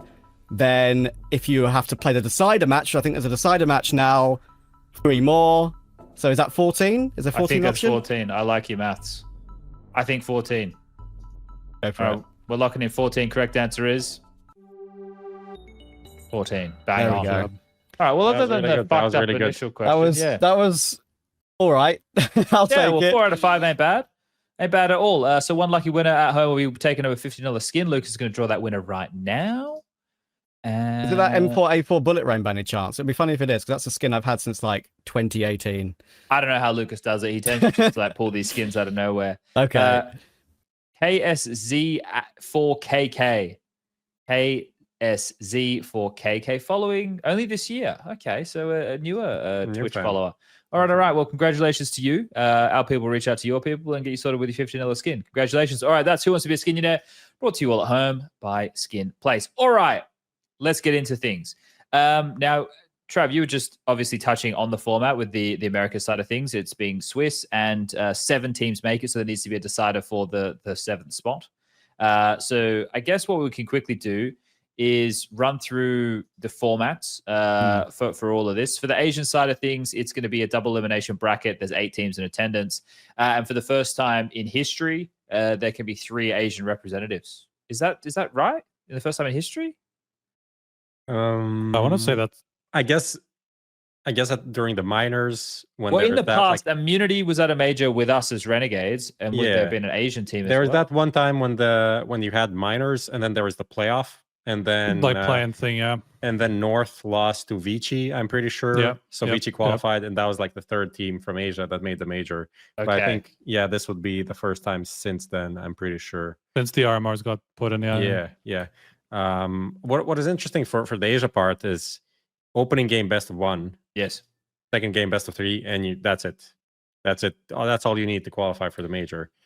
That's kind of crazy. It is. It feels like it should be best of 3. That's why the doesn't it? drillers. That's why the drillers are going to the major, guys. They have a chance. They definitely There's have actually a a chance. chance. That they third beat- spot is so open. They Like, beat Lin Vision. They need to win one more game. That game is against Alter Ego because Mongolz kind of lose their opening game somehow because someone was sleeping during the game or something, and that's it. not America's. It's Asia. Wait, 10 a.m. a.m. games. Here, whack this up, They're Lucas. Just used show to the that time zone. bracket and stuff if you can, Lucas. So I think what we'll do is we'll just go through format and region for Asia and Americas with our thoughts, and then we'll just get onto the European side of things. But yeah, as Prof points out, BESTIA wants to start now. Once Lucas brings us up on screen, it'll have the bracket. I can read out the teams to everybody who's going to be taking part in this. So Mongolz being the highest seed at 11th in the world by HLTV's rankings, 21 FlyQuest, then Linvision jumps all the way out to 61, right? So you can see there's quite a contrast between the Mongolz and FlyQuest. And then after that, you have the Drillers, GR, which is the Eastern Russian team, Rare Atom, which is surprising that they're there considering, most of their players got poached for Tyloo. Talon and Alter Ego, which has Bentet and Zine, Dobu, Freeman, a bunch of names that people are probably familiar with. So do we have it up on screen? There it is up on screen. Now, with this, guys, I don't think there'll be too much of an argument of Mongolz making it. I think that there shouldn't have any real issues at all. Obviously, Linvision or Drillers is who they'll be playing in that upper semi, assuming they beat Alter Ego. But I just that Mongolz are a class team. We've been putting them in the conversation with class teams from Europe, right? Like all the America's teams contend as well. So, Prof, top 5 team in the world by some standards. By some standards. Prof, do you think there's a way that Mongolz don't make it? I just heard you saying some positive things about Drillers. Do you think Drillers take them down?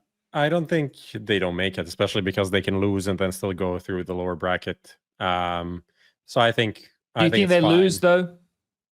I don't think they lose. I think they just cruise through this, but there's always a chance. There's always a chance. Like looking at their results, I think their problems have been like consistency in beating some of these like mid-tier teams in Europe.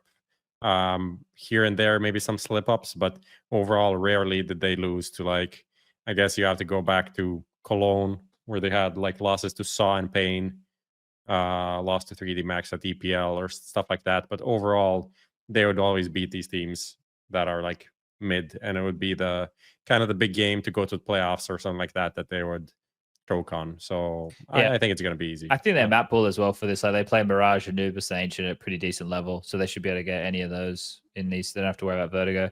Trav, what are your thoughts? You got any concerns for the Mongolz? Probably not for me. I think they're a lock. I don't see it. I think it almost would say FlyQuest are a lock as well, honestly. Really? Okay. Because just I have. Is that off of the win in Atlanta? That was honestly like generational performance from Alistair. Like I watched that. I was in bed watching that. I was like just screaming. It was unbelievable. I really think they're a lock now. This is the third place that I'm really like unsure about, because the thing that's interesting is that Drillers and Linvision have both played in EU a little bit lately, and they haven't. I've had some decent wins, but not amazing. And when it comes to Linvision, they got absolutely farmed by Tyloo in the ECL finals. That was played on LAN in Shanghai. That recent form doesn't look great when it comes to this sort of level of opposition. I think there's a chance Drillers could win that game. And genuinely, it's crazy to say. I'm not going to say Drillers are going to qualify for the whole thing, but Linvision, I'm not been convinced by them at all. They lost to FavBet recently. That's Bondic's team in the year of our Lord 2024. Like, it's not a bad team, but that's not a good loss when you think you're one of the better teams in Asia, right? Yeah, I think with Linvision, obviously they lost Starry and G, right? G they chose to get rid of, as far as I'm aware. Starry ended up going with him over to Tyloo, right? And then we had this team at Pro League, and Zaka was like in the top 10 players or something. Yeah, He had some like crazy performance, but he's taken over the AWPing duties that was left open with G departing the team. But yeah, Afufu was like just somebody they were trying to bet in that like no one really heard of. And what a banger name. Yeah, good name. It is a name. And Flying we've seen kicking around before, but never really brought too much excitement. And I think the thing I enjoyed the most about Linvision previously was some of their like openings to rounds were somewhat creative.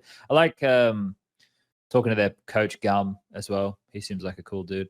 Okay, great aliases there. But I do think the third spot is pretty open. So with most like I'd be a little bit like I'm always concerned about any Australian team. This isn't just like so FlyQuest didn't make it last time round. So if they get in some pressure games again, do the nerves get to them? Rare Adam, right? This is some names that people are used to of the older generation. Somebody, Kaze and Summer. Summer, I can't believe his play. Still kicking about. It's crazy.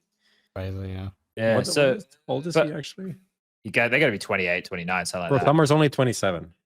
Wow. Ratham played in the EU as well recently, by the way, and that's again not amazing. I mean, it's easy to get farmed by Spirit Academy right now, but they got farmed by Spirit Academy. So, I think it's so hard. The thing that hurts me with Drillers is the situation where they're basically like an EU team now in the Asia RMR, which kind of pisses me off because they were so easy to support. They still are, but it's like, should they be here now? Like they were already trying to get around the rules. Now it's like, bruh, they're playing with Scenario. I don't think Scenario's all that, obviously, but yeah. I know what they didn't do it for. Like they didn't do it nefariously or anything. I mean, in some way, they did kind of they knowingly cheated the system, right? Because of the Haji situation where he's like half Moroccan or something. I don't know. So like they obviously got into a RMR that was much easier than the one they quote unquote should have played with, but now they're literally a European team. I mean, it's not even 3 out of 5. It's basically 5 out of 5 European because Israelis, like historically, they play UFPL, they play in all the European tournaments, all that stuff, and then everybody else is literally European. So it's like it's insane that they just kind of squeeze their way into the Asia RMR like this. In some ways, if they don't qualify, that's a big L right there. It's karma is what it is. Really, you frame it that way, would you, Prof? I mean, considering they have like all of it, it's like you have all the advantages, no? Of being an EU team, experience. Yeah, but they're not. They don't get paid, whereas some of these other teams are paid to play. For example, right? I understand that being based in Europe. Yeah, that's true. That's true. But that wasn't what I was using as a strength for them at all. But obviously, but they were doing a bit of a boot camp, weren't they? I think they were somewhere. I think they were in Poland.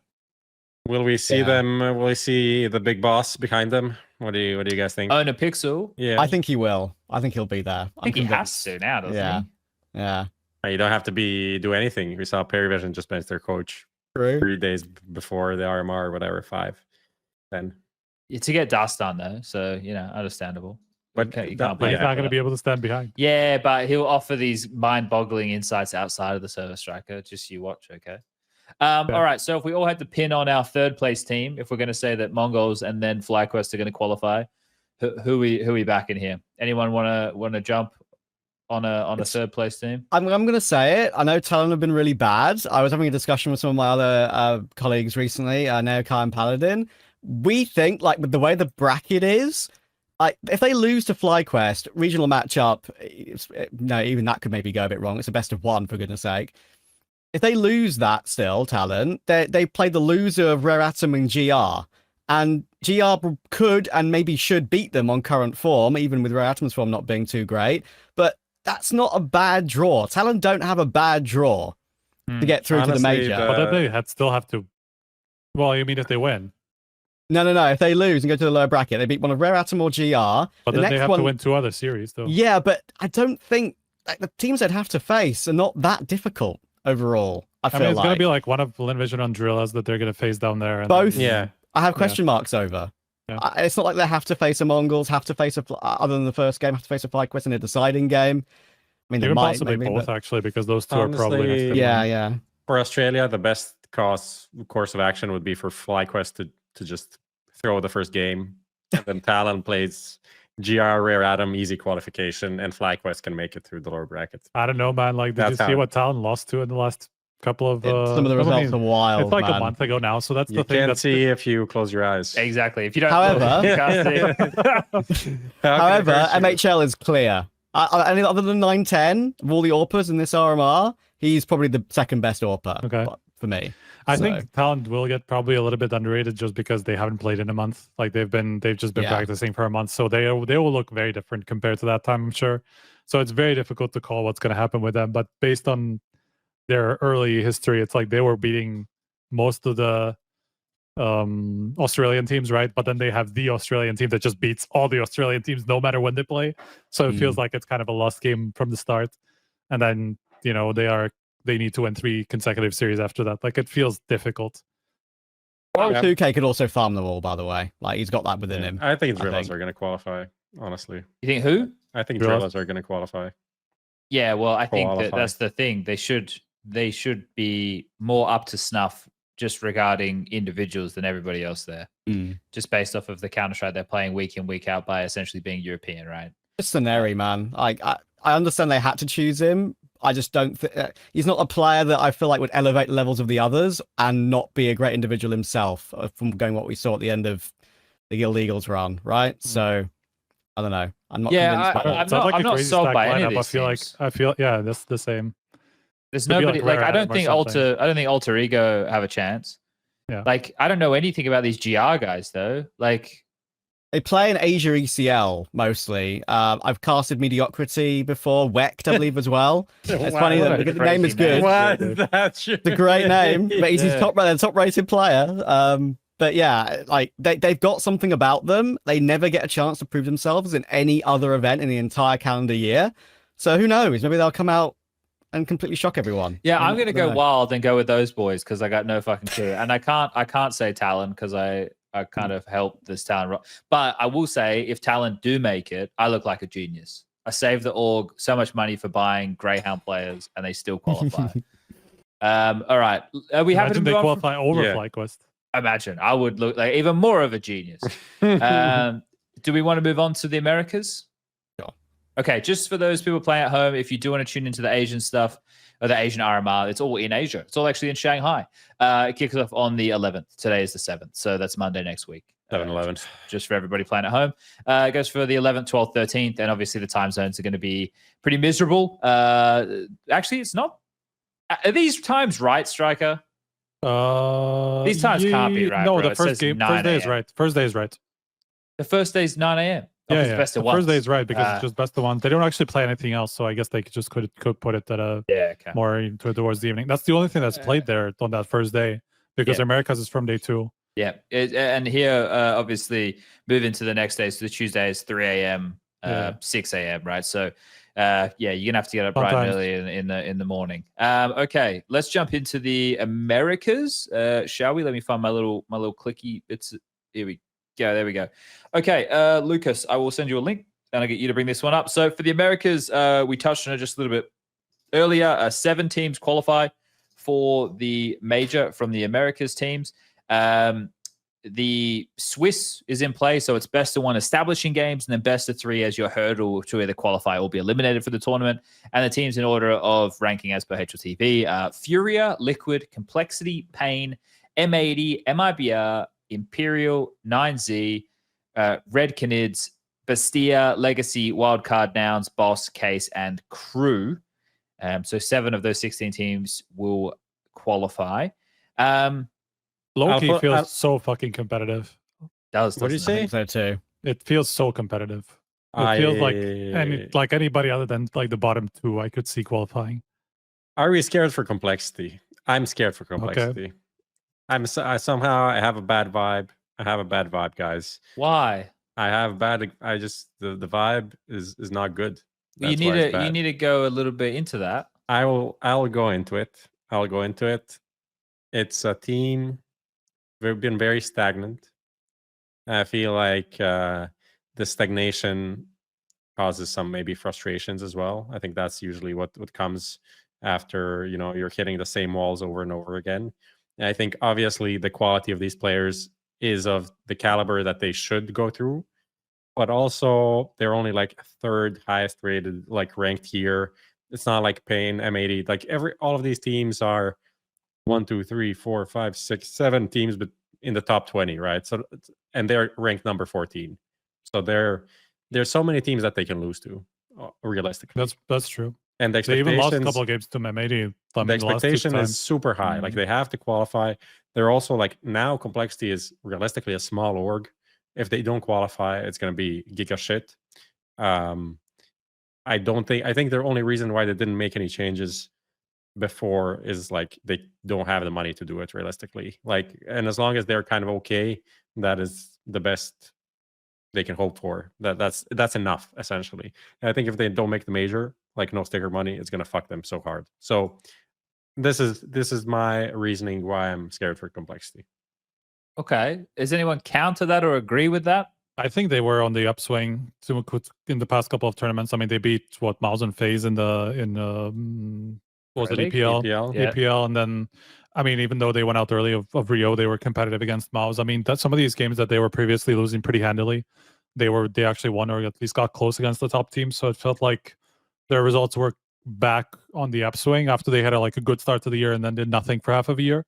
So it almost feels like they're heading into the RMR with the wind in their sails. But I can definitely see in that competition. I mean, they've struggled in Americas before, and it could easily happen. I mean, as I said, the last 2 matchups against M80, they lost. They had a close series against Imperial in Rio as well. That they could have lost to. So it's like you say, like the competition there is close enough that they could lose 3 games there. I could see it. That game against Imperial, that was one of the ones I covered, and that game worried me for sure. It did give me some thoughts when I was thinking about the RMR on the horizon as well. Just there's a world where they can crumble, but I also think current Elige won't allow them to. In a way, I think he's just a step above quite a lot of the other competition and basically pure rifling capabilities of a lot of the other teams in this RMR. And sure, it can't only be him, but Grim can have his occasional pop-off games as well. That one great performance that keeps him, adds another 3 months to his contract or whatever, right? That's he usually does so well in. But I think they'll be fine. I think there are other upset teams that could upset the likes of, with 7 slots especially. I think Imperial, 9Z, Red Canids, M80, that sort of group of teams for me will be more the ones battling at the decider match level in the 2-2 bracket. I don't think Complexity will be near that.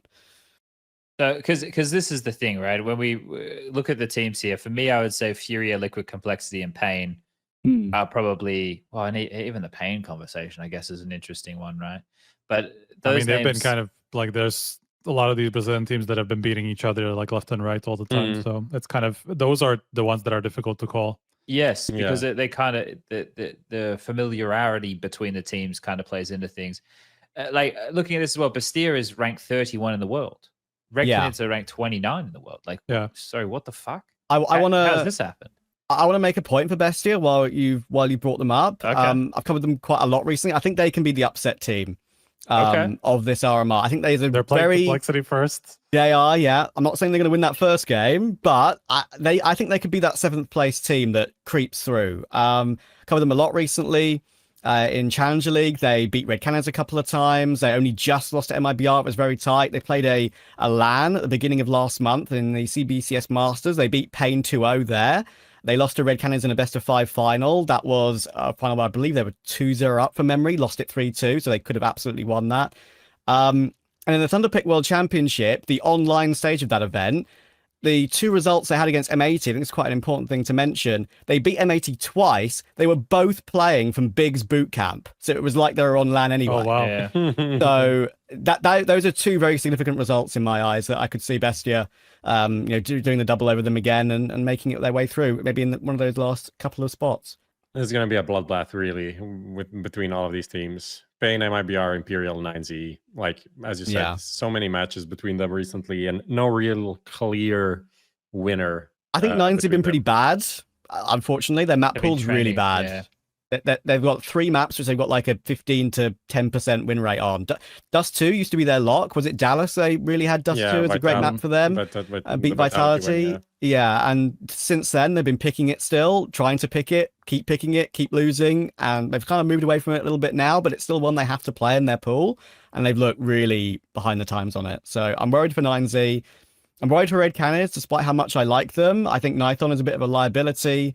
I think Henny was a great call. I was very glad to see him go to that team, but they sometimes look really lost in like mid to late round pressure situations and shouldn't have lost to some of the teams in ECL that I think they did lose to. I think they'll ramp up a little bit. I think Davideus is unbelievable. I love him a lot. But there are issues there that I can see, and likes of a wildcard could beat them, I think, for sure. I was just looking at that, right? Obviously, Wildcard, they had some issues. Was it with FaZe recently being able to travel? So hopefully they're all able to get to China, I guess, with the visa situation that should already be all sorted.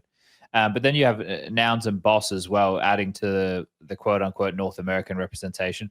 Who was the drama that Warden had some drama? Didn't Warden have some drama with Did he throw water at somebody or something? Someone earlier in the year? What team was that? I don't remember. I wish I remembered. But I know what you mean. I don't know. I think it might have been. I wanted to play back into this RMR, right? So I wanted to see if anybody remembered, so we can kind of more water bottles being thrown. Let's say it was M80. It was M80 at MOUZ. Yeah. Oh well, MOUZ isn't okay, but MOUZ isn't there anymore, guys. It's exciting. No way you throw a water bottle of Mongolz. Like that's kind of fucked. Well, it depends on how you threw it. I don't think he threw a water bottle. No, I think he just threw some water in the glass. Well, if it was like, just from a bottle. water, that's better. That's what we're looking for. I don't know. We don't want people throwing actual bottles. Let's get wet. I mean, does anybody remember the Forest clip from like 10, 15 years ago now? The dildo? No, wasn't that Olaf? That was Arch. Yeah. No. This is like from 2007 when like Forest played in Fnatic with like Archie and like those guys.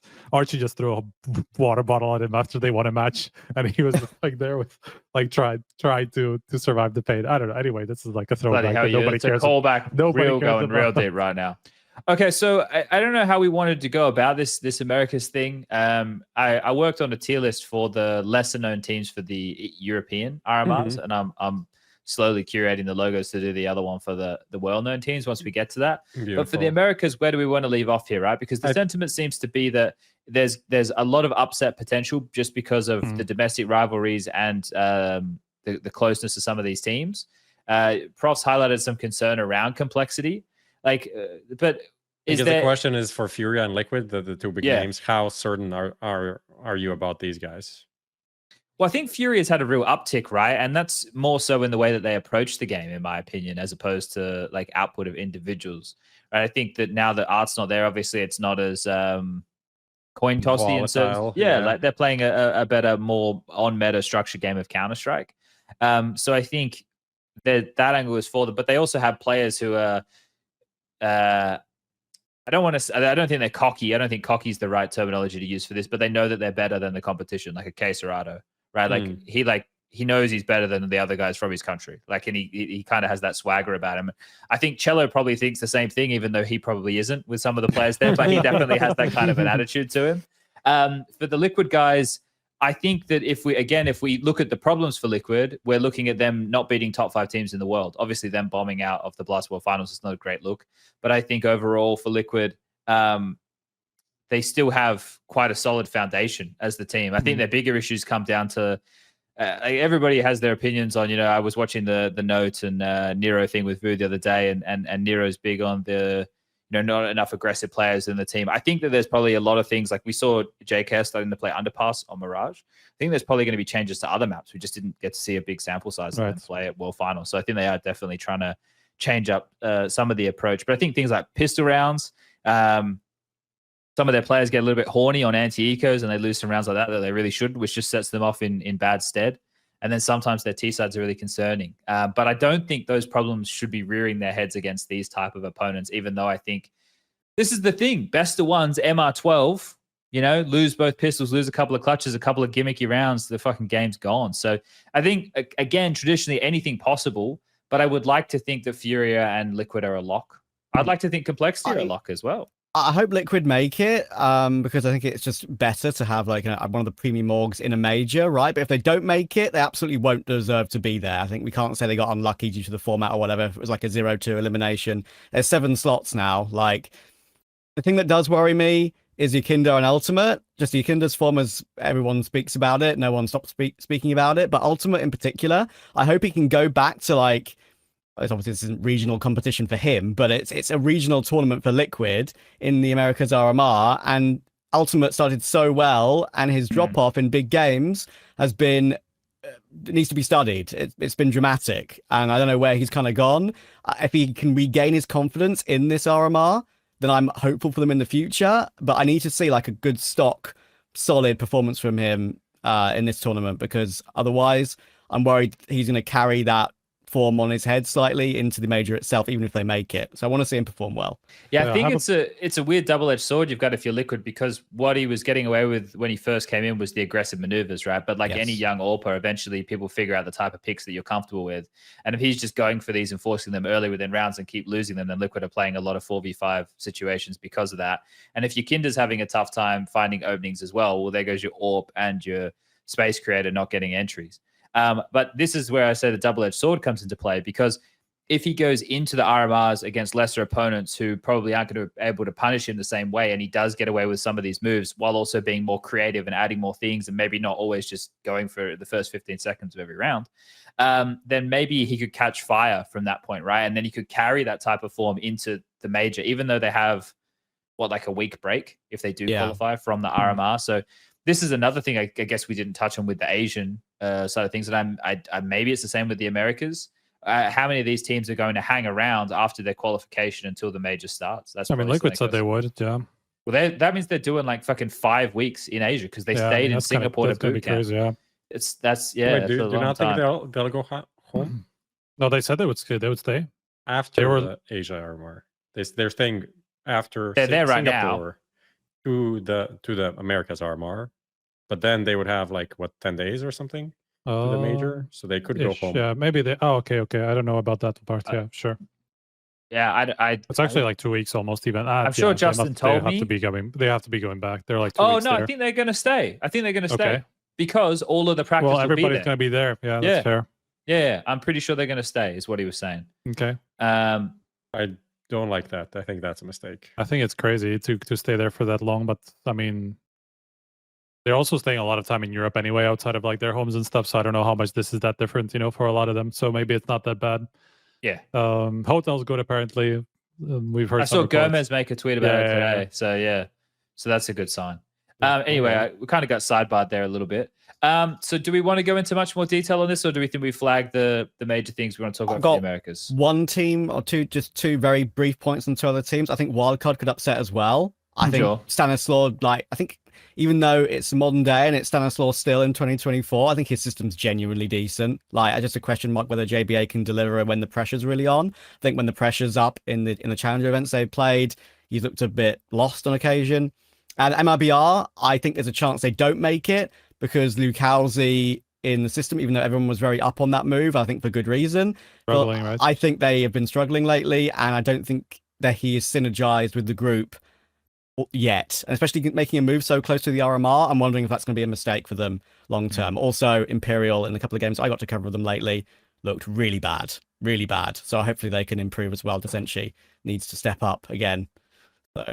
I think a note with the MIBR one is they were already on a downward slide before he joined, just as when it was rumored to be happening, they had that uptick of an event, right? Yeah. That kind of was like, oh, why are they doing this? But it was probably, was that Pro League again? Was that Pro the League, thing yeah. that happened? Yeah. Pro League. And then they had like, why? Why are we like, you're getting Lukowski? No one told me, you know? Like, yeah, exactly. But they were already on a bit of a slide. So maybe that was just them with their last little ditch attempt before the lights really went out. Insani to FURIA.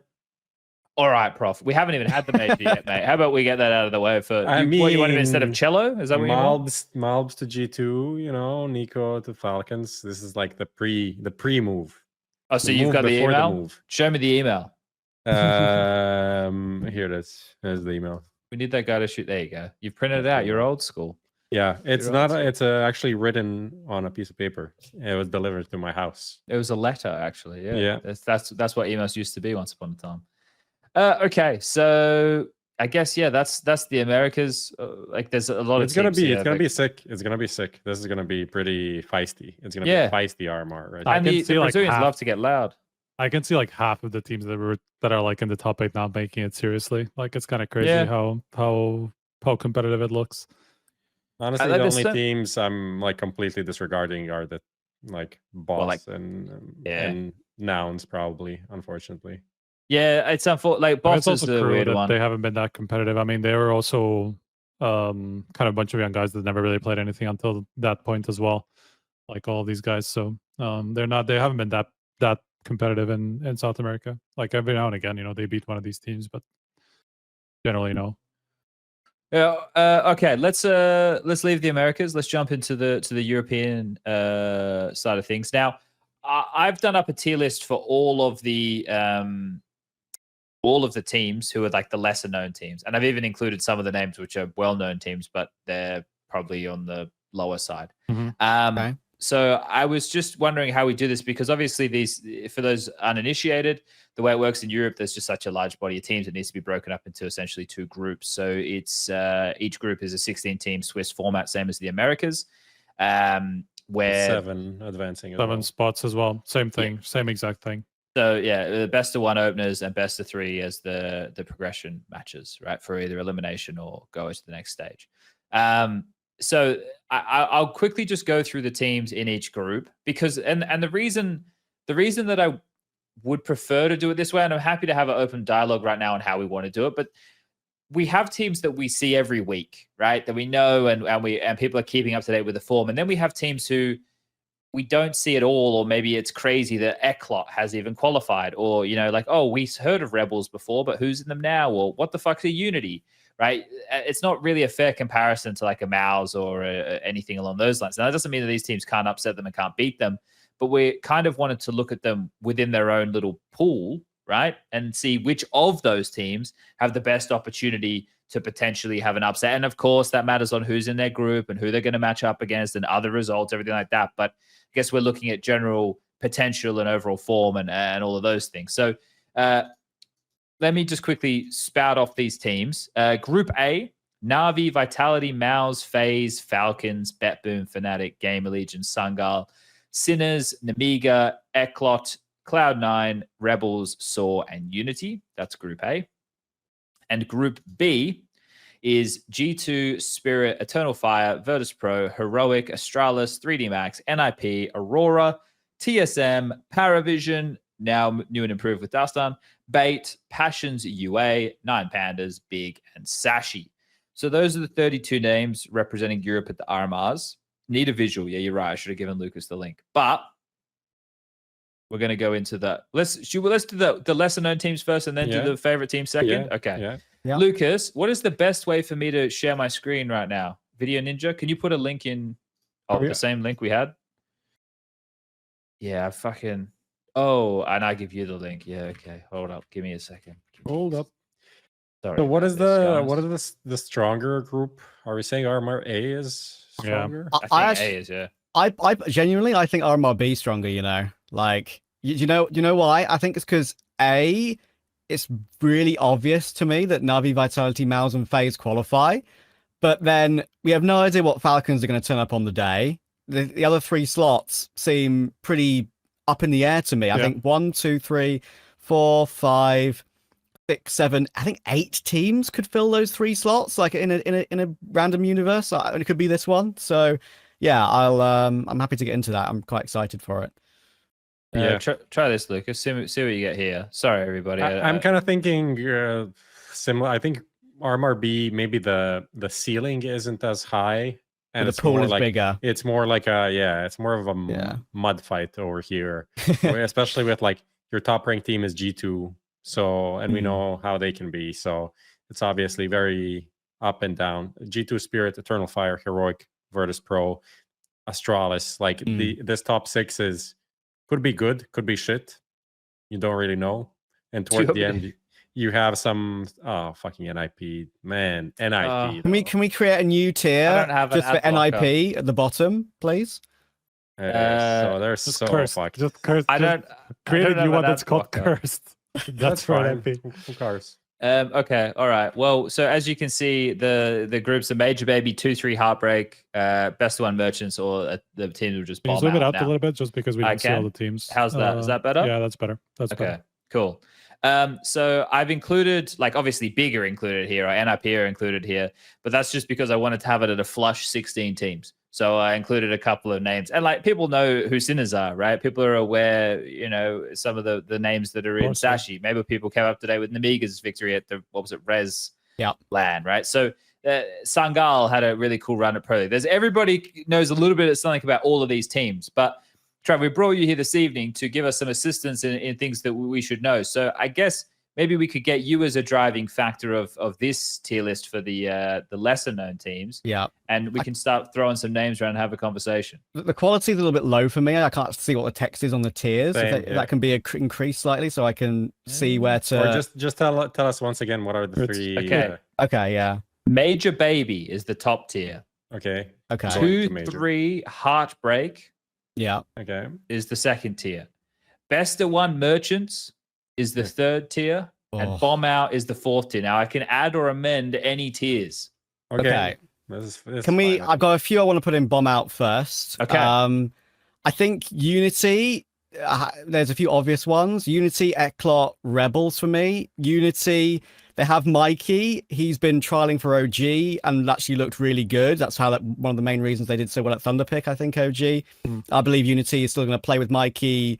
Mikey's still going to play with Unity at the RMR. Then it's probably going to be announced properly for OG.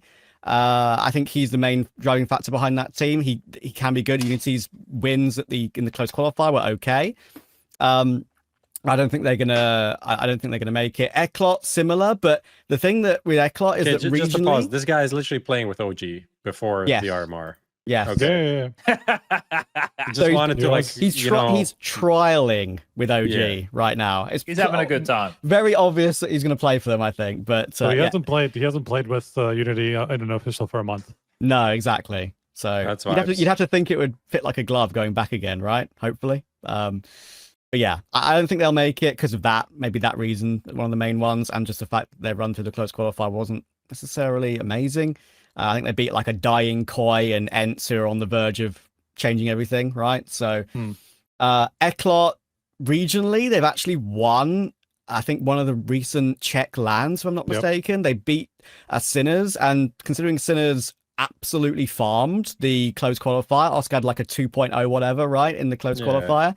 That was actually pretty impressive, and that was LAN as well. So they could upset in a BO1, but I don't think I think they will just bomb out. Rebels have qualified for more this year, and I think there's a chance they could be one of those like 1-3 teams, 1-3, 2-3 perhaps, if they're really lucky, because they qualified for, I think it was Kato through the Polish qualifier, and then they played in Elisa as well, right? And they won that through one of the online quals for that as well. So not bad, but I don't see will any of these 3 make it at all. So I'm happy to leave them in the bottom tier. Striker, do you want to defend your countrymen? Honestly, with those 2, I cannot possibly, because I kind of agree with that. And it's also because Unity, like the reason for their uptick was exactly Mikey, and he's not even playing with them now. So like for that reason, I just don't see them really doing anything. Like these are guys I've seen play on the local scene forever. Like they've been there for like 5 years now. like all of Suba, them. Sampi. I mean, yeah, those guys Yeah. have been like 3 of them are actually in a Suba at some point. Yeah, not that Think so. like 2-3 years ago. Mhm. And so these are guys that like have kind of been stuck on the local scene forever. Never really had a lot of international opportunities at all. And so like the only uptick they found was with the guy who's now not even playing with them. So it feels like they're doomed, even though I don't want to say it. And ECLOT, they actually had a period where they were pretty relevant internationally, but recently it's really just been local. Like they kind of dominated locally for a while now, with this like weird ragtag half Czech, half European team. But they've also dropped off internationally, like in some of these lower tier events. They haven't actually done that well. It's mainly been the local stuff that's been propping them up in the rankings. So it's also not looking that great. So the defense rests. Unfortunately, I mean, I didn't expect them to come through even the close qualifiers at that point. Okay, all right, no pushback there. All right, what else you got for us, Trav? I'm gonna make a case. I'm gonna now. You're not a Bobby Flay fan with Rebels, like Yeah, what Flay was about sick Flay, at Plateau. Flay was sick. I really enjoyed it. Yeah, there was a couple of incredible clutches from him. Yeah, I remember that. one tournament. You know, it's Yeah, great. unfortunately. So I've done the 3 in the bottom. I'll do maybe 3 at the top now. Okay. I think that Nemiga are going to make the major. I think their system is really amazing right now. The one thing that really makes me hopeful for them is the fact that it's not all like the main stars. They beat Fnatic, who are in the same RMR at the Res event. Gamer Legion haven't played as much with Torsen recently, and Cloud9 are Cloud9 right now. I'm sure we'll get onto them. But yeah, I think Xanta is unbelievable. I think at some point a player like him can do serious damage in a bigger organization as well. I think like if VP bomb out, they've look really uninspiring. As picking up a player like Xanta could be a great choice. Zwei is another youngster that has kind of spawned in from nowhere that they've just picked up, and he seems to understand the system incredibly well and looks really, really good individually, not just as necessarily a role player. I think Khan is excellent. I did one of his games against Into the Breach the other day, and he dropped like a 35-26 overtime game, had like 3 massive clutches. One small criticism I'd have is maybe he goes missing occasionally a bit too much, and his pop-off moments can snowball, and he looks amazing again, but can be a bit quiet sometimes. But I think he's really good. And Risky Bob on the team as well is often the player that can Risky step up Bob. at the Love it. yeah, great It's a name. great name. Is often the man that I feel like can pick up the slack if one of those 3 players are underperforming. And I think that's one of the main factors why I think the system works really well. They seem to understand what they want to do. They're really good on Ancient. Ancient is like the most important middle ground map in the pool now. I think they're really good on that map. They need experience. That's absolutely what worries me. Sure, winning Res is amazing, but they beat, what was it, Unpaid, and I think one on Fnatic, like I said, are probably the 2 most impressive wins.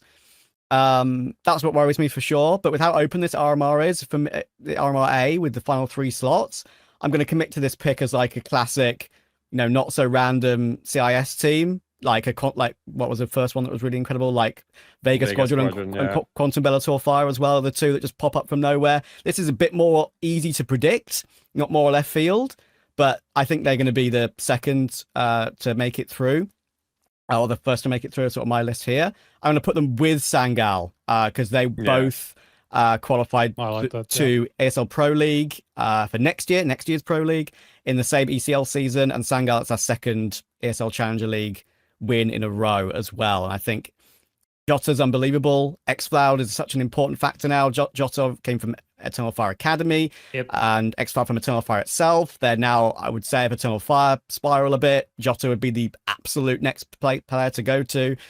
And it's not all the firepower of Jota. A lot of credit has to go to Linus and Jumpy, especially, I think, as a coach behind the team.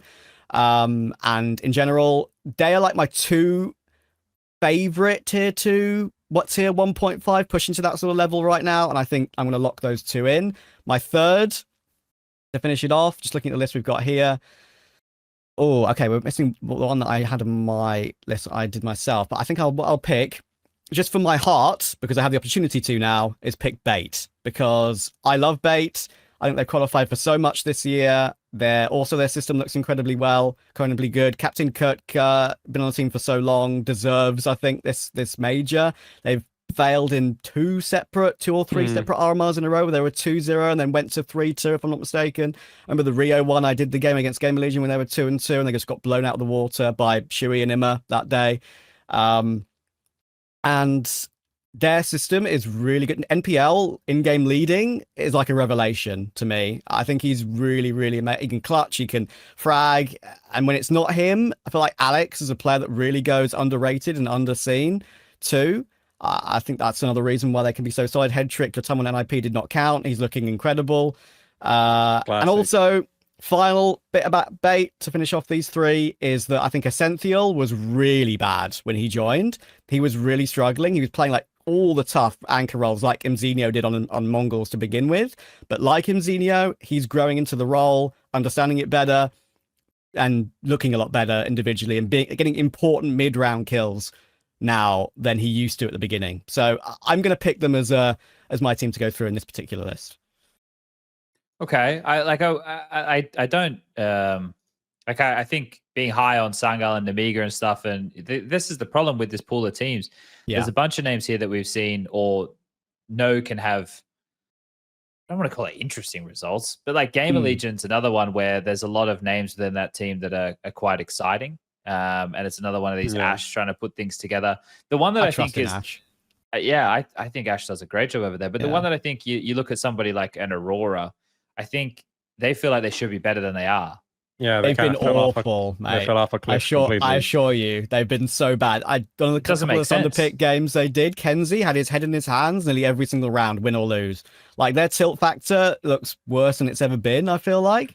And also, there's a big question mark about Deco. Rumors that he's going to retire after the RMR, which is insane with the amount of talent he has. He just wants out, clearly, I guess. And there's also playing with Grix, not Clax, right? I'm pretty sure. Grix is their academy AWPer. Clax can't play. If I'm not absolutely sure, I'm pretty sure Wasn't they have there to play some with wild Grix. shit going on, like with 9 Pandas and was it Aurora? Yes, was it it? was Yeah. 9 Pandas and That Aurora. was at the time. I didn't know if we've heard about this Clax thing.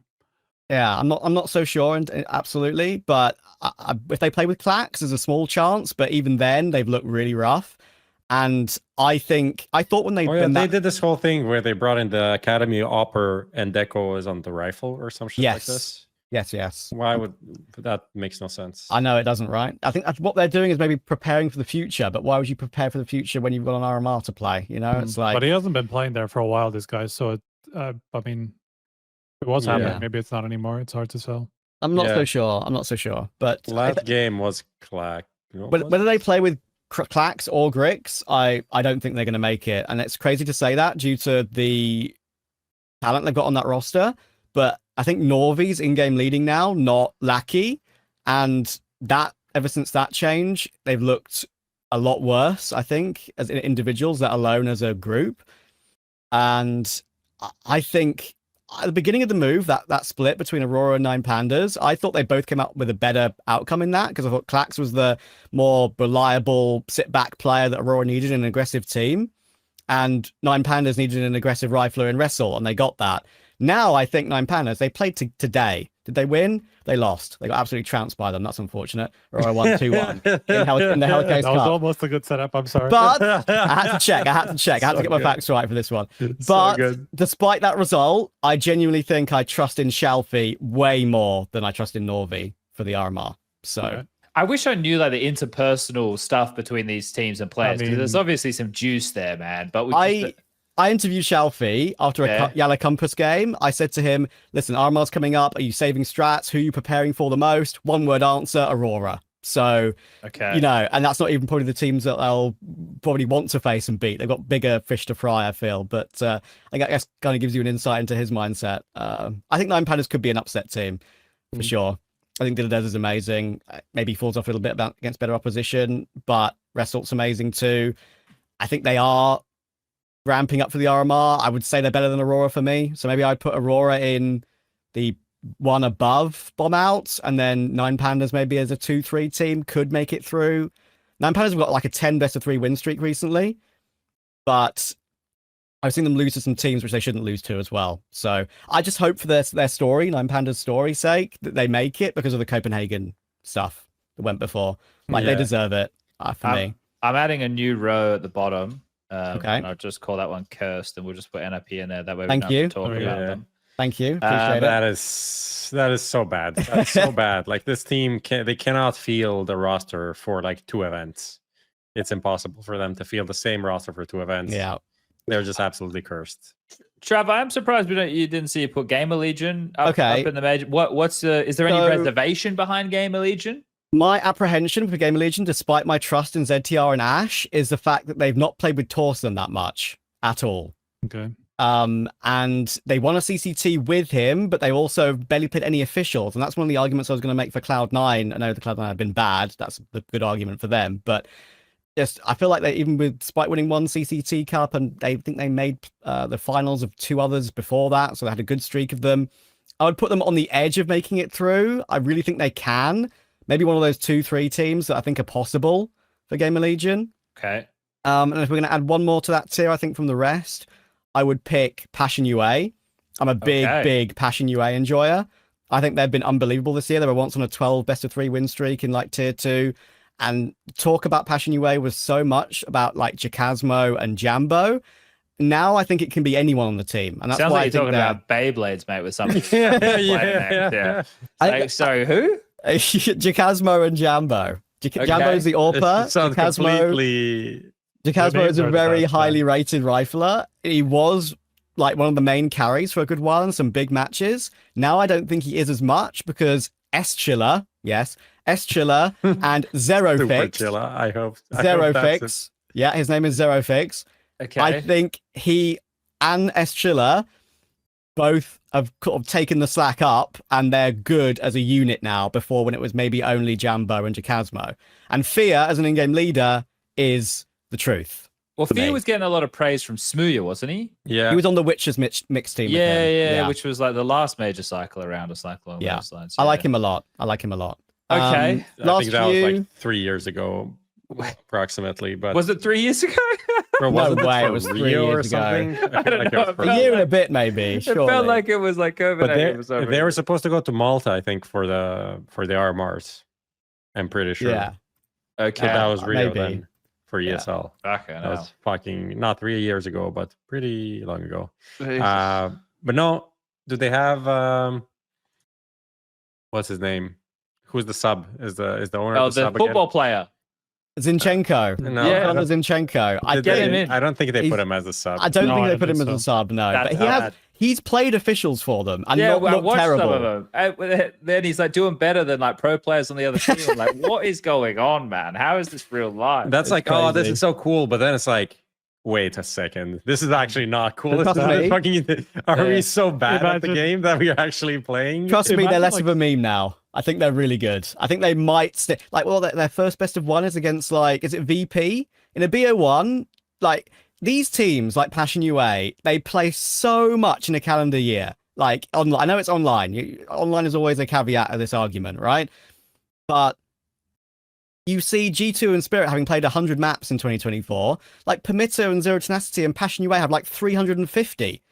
Like, or more. So they have so much synergy and understand themselves as a group so well that they can be an upset team without a shadow of a doubt for me. But yeah, I mean, one thing to say is that they will be like their second LAN tournament ever. That's and the last also one true. they just got destroyed by Permita, who was just like one game that they lost and went home, I guess.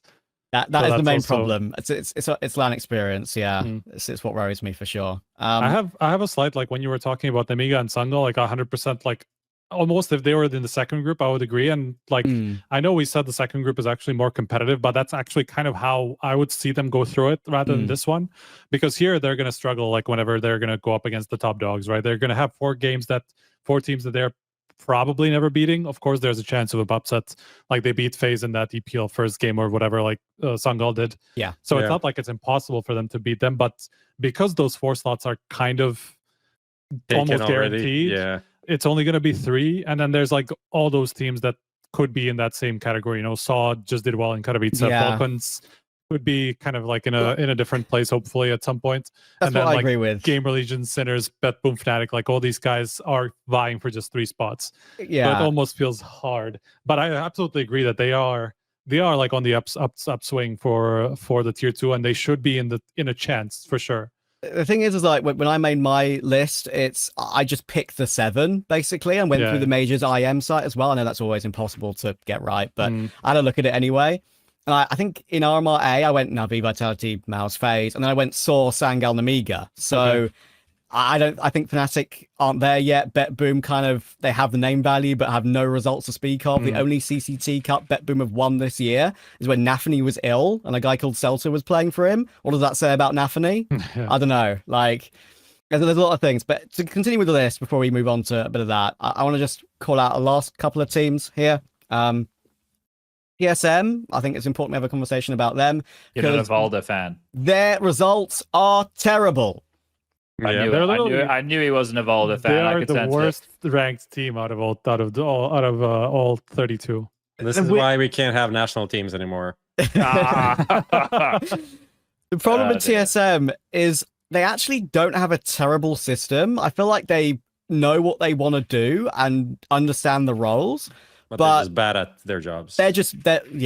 Like, Zyphon is the only good player on the team, it feels like. They made a great choice. I think picking up Syrah from MOUZ NXT, that was a really good call to add some more new blood to the team when you've got, like, NiKo and Valda on a team, right? You need some new blood still, I feel. That's a great choice by TSM. But, like, Valda's style, not just as a leader, but also as an individual player, it's like he's still playing 2018 CSGO. Like, I watched him play, like, B-site Anchor Dust 2, and he just sits and holds a static angle, hoping he's just going to hit a double headshot. But no, these Passion UA guys wide swing them and double headshot them with any gun they have in the game these days. So, like, I think Valda's living in the past with how he runs this team right now, I'm afraid. Okay. Not excited. I can't believe TSM is, like, top. So were you putting a bomb out? I might put bomb out. Yeah. Yeah, no, I kind of agree with that sentiment, Prof. Like, why are they even paying for this? Like, what a waste. Yeah. There's no optics. It's just a like, waste of money. They might even disband like after the RMR, right? We've seen tier 2 orgs do that when they know they can't make the majors. So a team that I liked at the RMR qualifier was PARIVISION, actually. But their results since have been dog pretty much. So I don't know. It's weird considering the players in the team. I think the players that they have is like a good mixture of like some like quality younger like Belchanok or like a kind of hyped, let's say, player that didn't get an opportunity on one of the big teams yet. Yeah, Artfrost has an offer, pretty strong, you know. So when I saw them play, like I felt like they played together quite well. Yeah. But I have no idea why they are not doing well now. That's the thing is like I'm basing a lot of my opinions off of when I've watched them, when I've casted them, or when I've even like recent online results. And doing that is so dangerous heading into an RMR, right? Because those results might not mean anything. They might genuinely be saving strats. I think in Noxy from BESTIA that I mentioned earlier, reason why I'm quite confident in them is they look good in these events. And apparently he said to me in an interview in the ECL finals that they're saving a lot of strats and planning a lot of different things to do. PARIVISION, I'm not so sure. The coach swap is obviously, we know how they got here to begin with. There's always a question mark over that with Finn and everything. But if we're just talking about the team, full stop, Jerry, when he was on the team, massive disappointment. And I've wanted Jerry as a leader of some of these players for so long, right? And now he's completely fallen out of favor, Jerry, in CIS, without a doubt. Now Alpha's joined. I think Alpha has elevated the level of Patsy and Belchanok highly. And Patsy was really struggling even in tier 2 when he left Liquid and wanted to revitalize his career again. Now I think he's got that star X factor in him again a little bit under Alpha. And Belchanok is one of my like underrated, people don't look at him tier 2 riflers that can have really, really good games on many occasions. So there's definitely some pop-up ability here. But I just can't, and I love Artfrost, by the way. I've always loved Artfrost ever since Spirit Academy toward the end of last year. But I just don't see a world where they make this one for me. Maybe they're best of one merchant.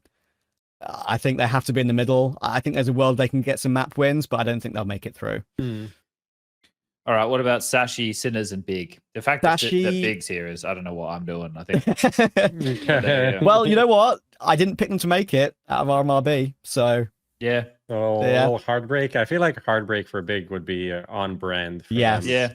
Yeah. Very on brand. I'm happy to put them there. I think they can easily make it, very easily, but Sashi, I'm putting in the same breadth as TSM for me. Completely same ideas. I just think they've had some poor results recently. They had one good event, EWC, right, against MOUZ.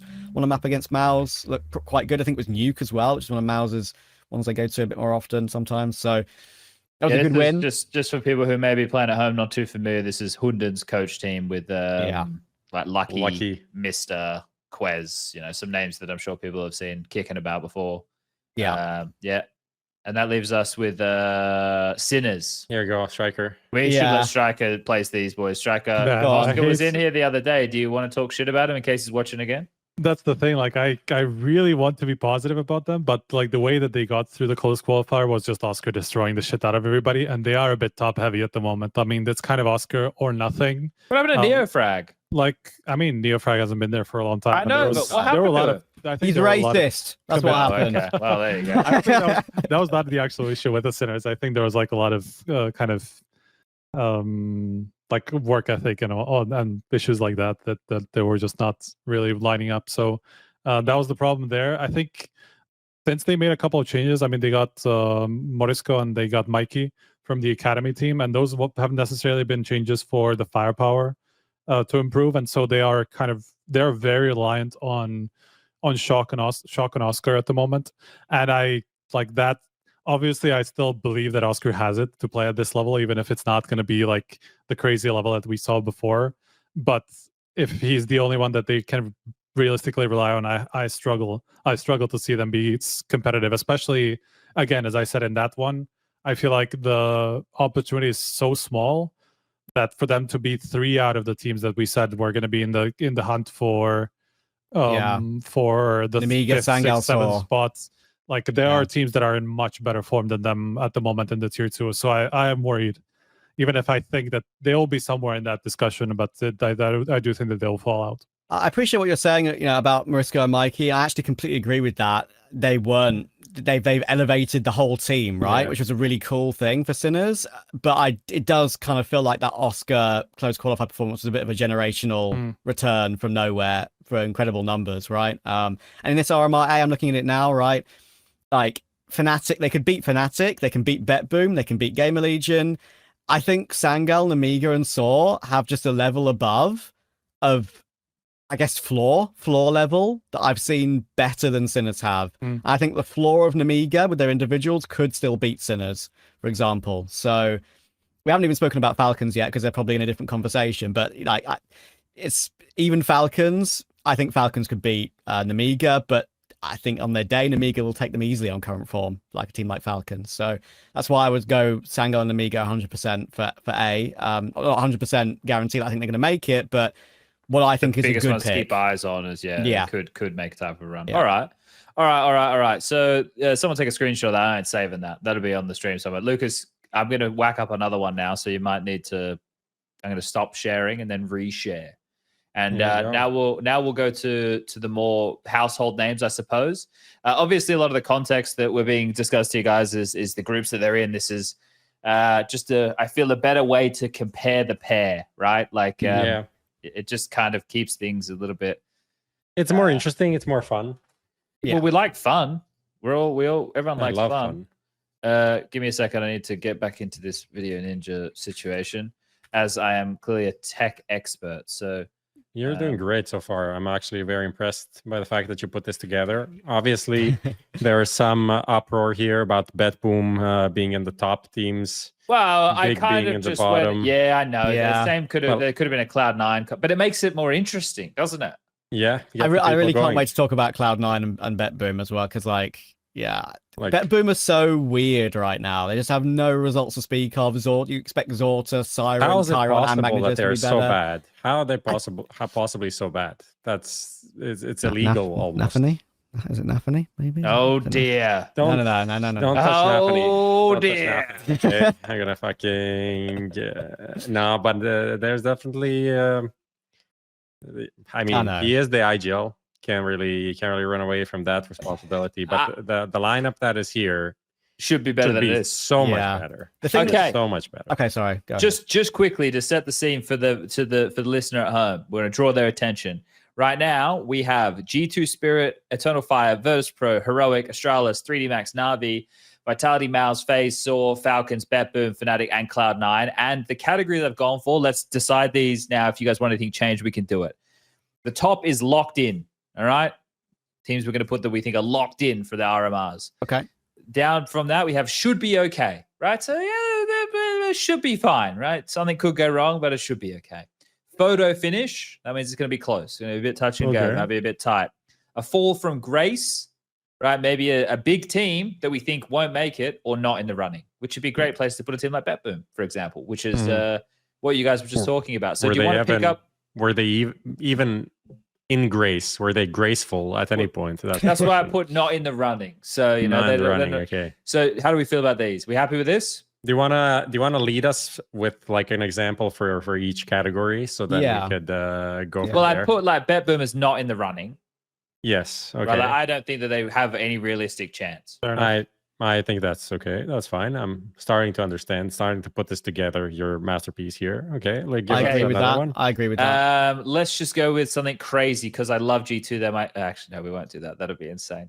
Let's go with like NAVI at locked in. Right, they have like such a strong base of a team that even if it's one of those days that few days where not all of their individuals are firing on all cylinders, they should be able to eke out wins against the majority of the field based on all the work done throughout the year.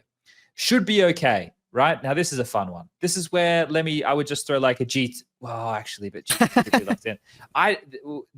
See, this is tough. This is where it gets. What tough. About FaZe? I mean, should be okay. FaZe is like one of those, right? Yeah. Okay. All right. A photo finish, like it could be tight, like for them to make it. I feel that could be like Astralis. Yeah, or an Eternal Fire, something like that. I feel it's actually EF should be okay. I think EF should be okay. I agree. Yeah. I think so too. Yeah, so maybe we can adjust some of this as we go. So we can put Astralis in like a photo finish and then a fall from grace. This would be like crazy. Falcons. Like let's say that they can't fall that much lower. Virtus Pro.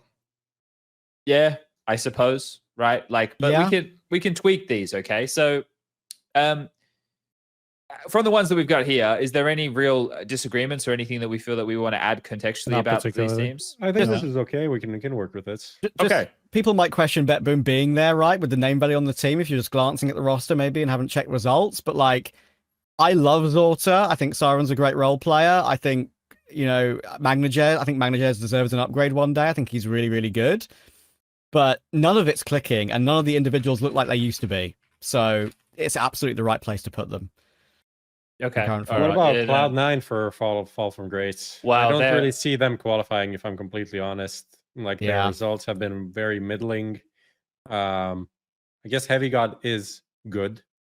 This is true, but like the team overall hasn't really done much. I want to say they can make it, but I think Fall from Grace is the right place to put them, because the main thing that I hate with Cloud9 in the last few months with them is there's like barely any litmus test for their roster whatsoever. Like they've played so little. They played the Rio qualifiers, beat Heroic, then lost the next round, lost the lower bracket game. I didn't make Rio. Played Thunderpick, played one CCT where they lost to Passion UA, by the way. And the Thunderpick results for them have been so like weird in terms of when I watched one of their games, and after I did one of the IM Rio qual games, there was like a 2-month gap between them, and I felt like there was nothing different about the team at all. It was just from the eye test, right? I just didn't see any improvement. Maybe they're hiding their best form, but you know, Boomich looked like he was on edge nearly every single round. It didn't look like they were enjoying themselves really at all. I mean, maybe the personalities of that team never really looked like that necessarily, especially Axile. But one thing I will say is that Axile did improve a lot individually just before they went into that Rio qualifier run. But now they've just played so little other than qualifying for Thunderpick and then playing a little bit of Thunderpick, not making the LAN portion. It's so hard to gauge where they're at. And Intez is still a big question mark for so many people.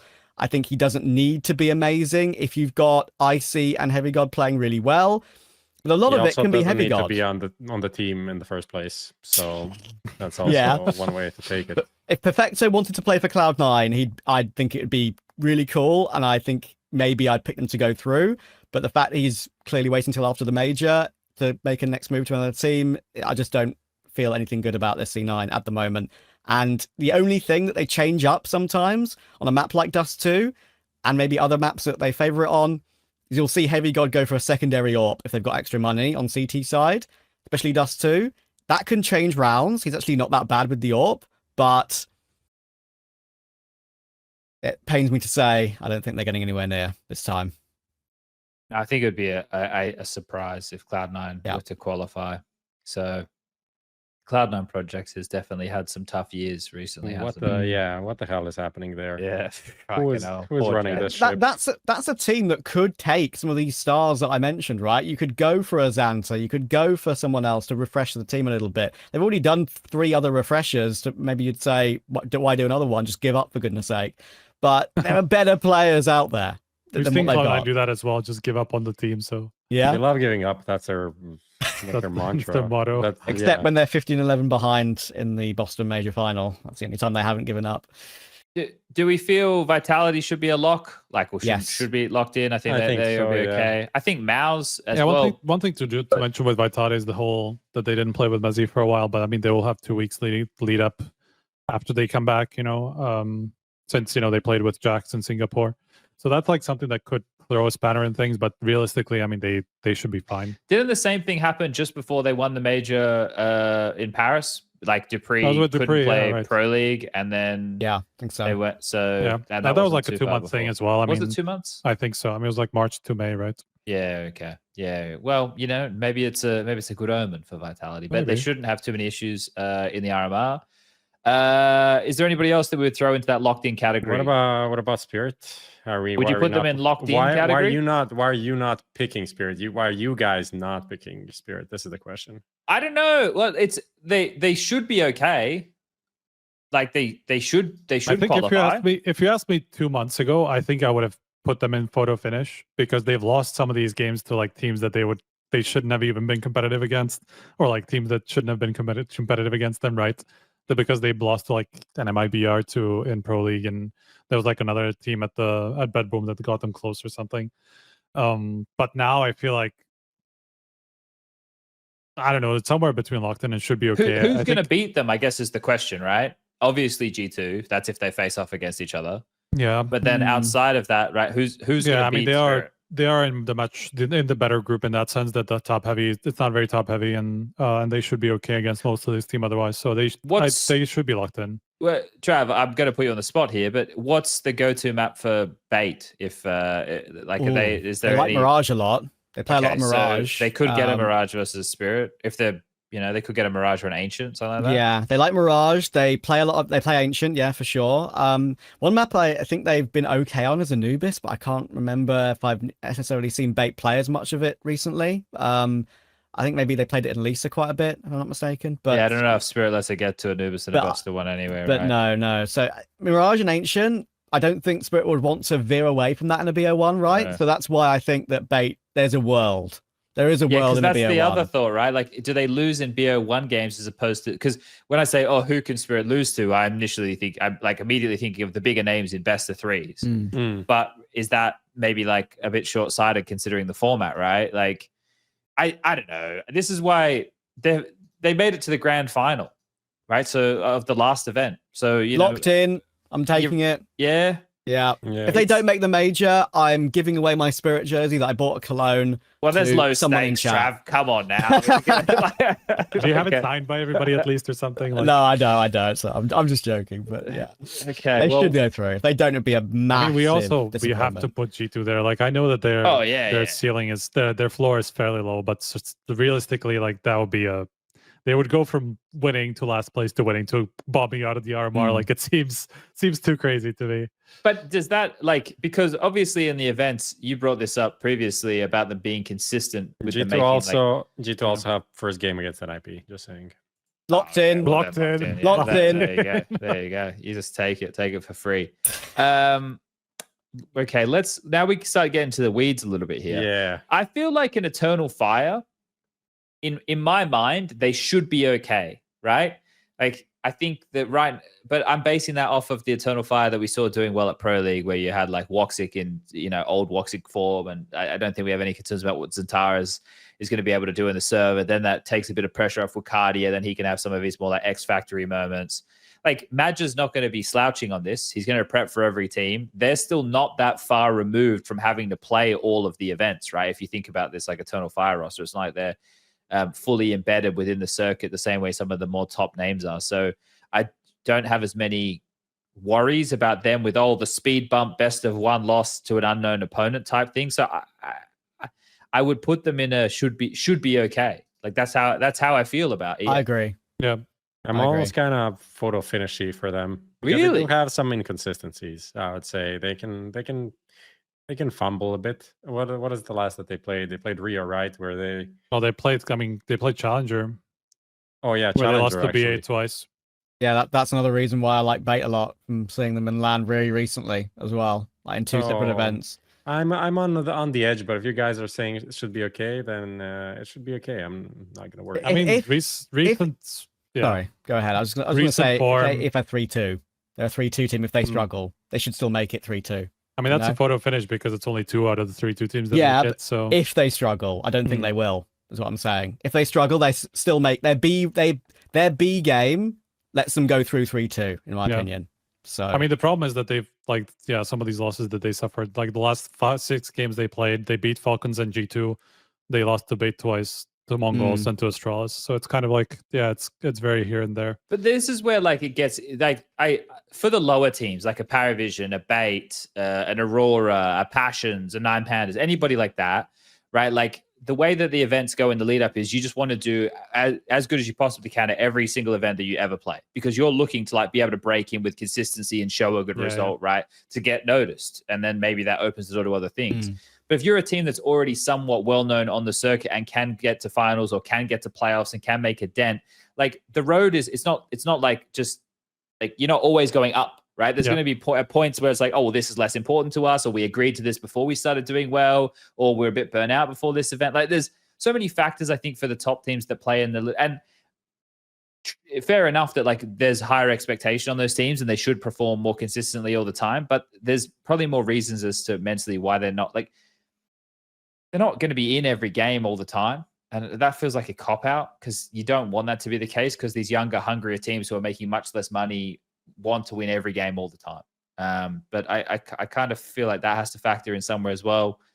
Even with some of these blast results in a way too, like we can be like, oh, okay, well, it's not the end of the world that Navi came last because they've done so well at so many different events and it's just a blip on the radar. You know, how much is that really going to affect them? Maybe it's a good thing. Maybe it's the kick in the ass they need just before the major starts. Like, look at the way that we're explaining that away. Like, it's like, fuck. Yeah. You know? It doesn't matter at all. they've been that they so lost. vocal about their fatigue and burnout, though. So you kind of feel like they needed that in a way, needed an early exit to kick them back into gear and learn how to deal with that even better going into the biggest event, right? So Reminds them that they're human, right? That they still can lose and that things can still go wrong. So they have to stay on their A game. What do you guys feel about Saw? Because with Agil coming in, I'm probably saying his name wrong. might be a Jill. Yeah, Not sure. fuck it. Yeah. It's all good. They'll get over it. But like with him coming in, they had a good result out the gate, right? So, is that misleading? Like I don't know how to feel about Saw. Like they've had their little moments. I feel they're one of the harder teams to place right now. Like MOUZ should be okay. Obviously, they had like a over performance from Roman there, so I think that's one of the things. It's not like Agil did like anything crazy, but I don't know. I don't know if For me, it's easy to overvalue them right now. I think. I think that's a trap that we can fall into based on this latest result, because we didn't really expect them to be that good after this change. We expected a drop off. So I'm gonna still side with that, like on the cusp kind of a team, but probably not. Well, so photo But finish means they could make it or they couldn't, right? It's like it's either way, right? Yeah, so I guess they're in that category. yeah, I'd agree. Yeah, I Okay. think it's because like Agil has had experience playing with some of these players like historically as well, which is why I think they gelled so quickly for Katowice. I think the floor of the team is now at a really good level that they should be safe. Let's look at the RMR group again, right? Like their biggest in one of the majors.im pathways that I figured out, I went through upset versions and regular versions a little bit. They could play like the 3-2 decider, 7th place decider against Falcons, for example. And they're a better team than Falcons. Just it's very easy to say. So Yeah, the... it's so tight. Yeah, but that becomes a different game at that point as well, right? It does. Like, especially with Simple in the serve. If he decides to just go fucking ape shit and go, I am qualifying for the major, like, yeah. He could. That's what I didn't pick them, but that's one of the reasons why I think Falcons could still make it, even though it can't just be him in modern day Counter-Strike. I feel like it has to be more effort by The worst whole thing group. is, like, Falcons had not just him; they had like one player every map delivering, but it was just like one player, and the rest was not really there. Yeah. So that's I don't know. I don't see Falcons qualifying, honestly. Based So on, would you put them here? I would say fall from grace. Yeah. This is my. I saw glimpses of that old Simple. I was very fortunate to do that first game back against 3D Max. The Newt game was like, oh my god, like he still got it. You know, it's an online game, but he still got it. It's pretty cool to see. But yeah, I just don't. Even if he really plays well and has like a 1.2 across the event, 1.3, even that, I just wonder whether the other players on the team will elevate their level too and win the important moments for him in a way. And the team. I think they're gonna lose these games against the group like Sangal type teams, right? Yeah. To be honest, like the rest of they could beat a lot of teams here. It really depends on the matchups that they get. But if they get some like shitty matchups, they're not gonna get through. No way. All right. I want to just state for the record, I think they're going to qualify, but I also am kind of like on the edge somewhere. I know it's more of a feeling thing where it's like maybe that first finish. I'm happy to leave it where they are. They realistically shouldn't. Like based on their form, like I 100% agree they probably shouldn't. But something just makes me think like somehow it's gonna be their last ends. Whatever, they know that's over, and they're just gonna be dead team buff. Yeah. Like that's the kind of feeling I have as well, Striker, is like it's done, it's over, and these players at one point did have a quality or a class to them that was there.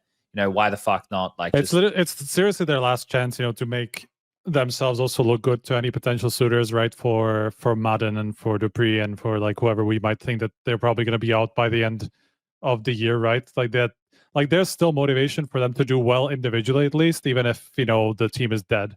So I feel like there's still something that could be going for them.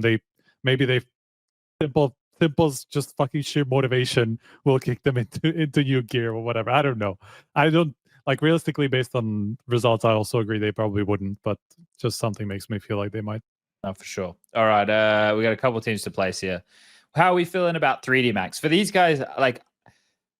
I feel like they're in a photo finish category. I think it's like going to be matchup dependent because like map pool wise, they have a couple of maps that I think that they're pretty savvy on and they can have their moments. I think one of the problems that I have with this team is they don't play default that well. Like I think they can be quite explosive and I think that they can have some good moves, but I don't know, like just their general approach to the game. I think they rely on like a big individual moment or some momentum to get them through games. So I think it's going to be very matchup based for a team like 3D Max, in my opinion. I like watching them. I think they've got like Mac is fun to watch. Yeah, this Gravity kid can be fun to watch at times. But yeah, I have them 3-2. I think that would be close. So. It'll be close. Fnatic Heroic VP. Anyone got anything strong they feel about here? What a crazy list to have here at this point. I know of teams that used to be all like, especially VP and Heroic not that long ago, just in playoffs all the time. Fnatic not so much, but maybe a bit more backwards. I don't know. I feel like VP are a very tricky one to place. Like some of their results are garbage, but then their like Rio run was pretty nice. Like obviously they lost to Navi, but other than that, they have like pretty strong list of players on the roster. I don't know. On the way up at the moment. I feel like they're gonna make it. This is my. You think they're gonna make it? I think they're gonna make it. Can I put him in photo finish, or would you want to put him in should be? Well, okay? That's up to you guys. I think you can photo like finish. I'm not confident. Yeah. Photo finish can go either way, right? It's a close category. I mean, spoiler alert! Like we have the fucking what are the odds, but like that's kind of where I'm sitting with VP. I think I covered quite a bit of them at Rio. There were some signs there that it was like old, real tough to beat VP back right when they made playoffs. Like Jane was clutching, I think some of the individuals like Electronic were looking good again. Flit and Fame were actually back up to a regular level, which we'd expect from a team like this. I think if I was to really be pushed for an answer, if they make the major, 100%, I think 95% they make it, but 100% they make changes afterwards, whatever the result. Even if they win the bloody major, I think that might do this thing that some teams have done and make a change anyway, because I think it's just not tenable long term. They look so inspiring and have these periods of dips and uninspired performances.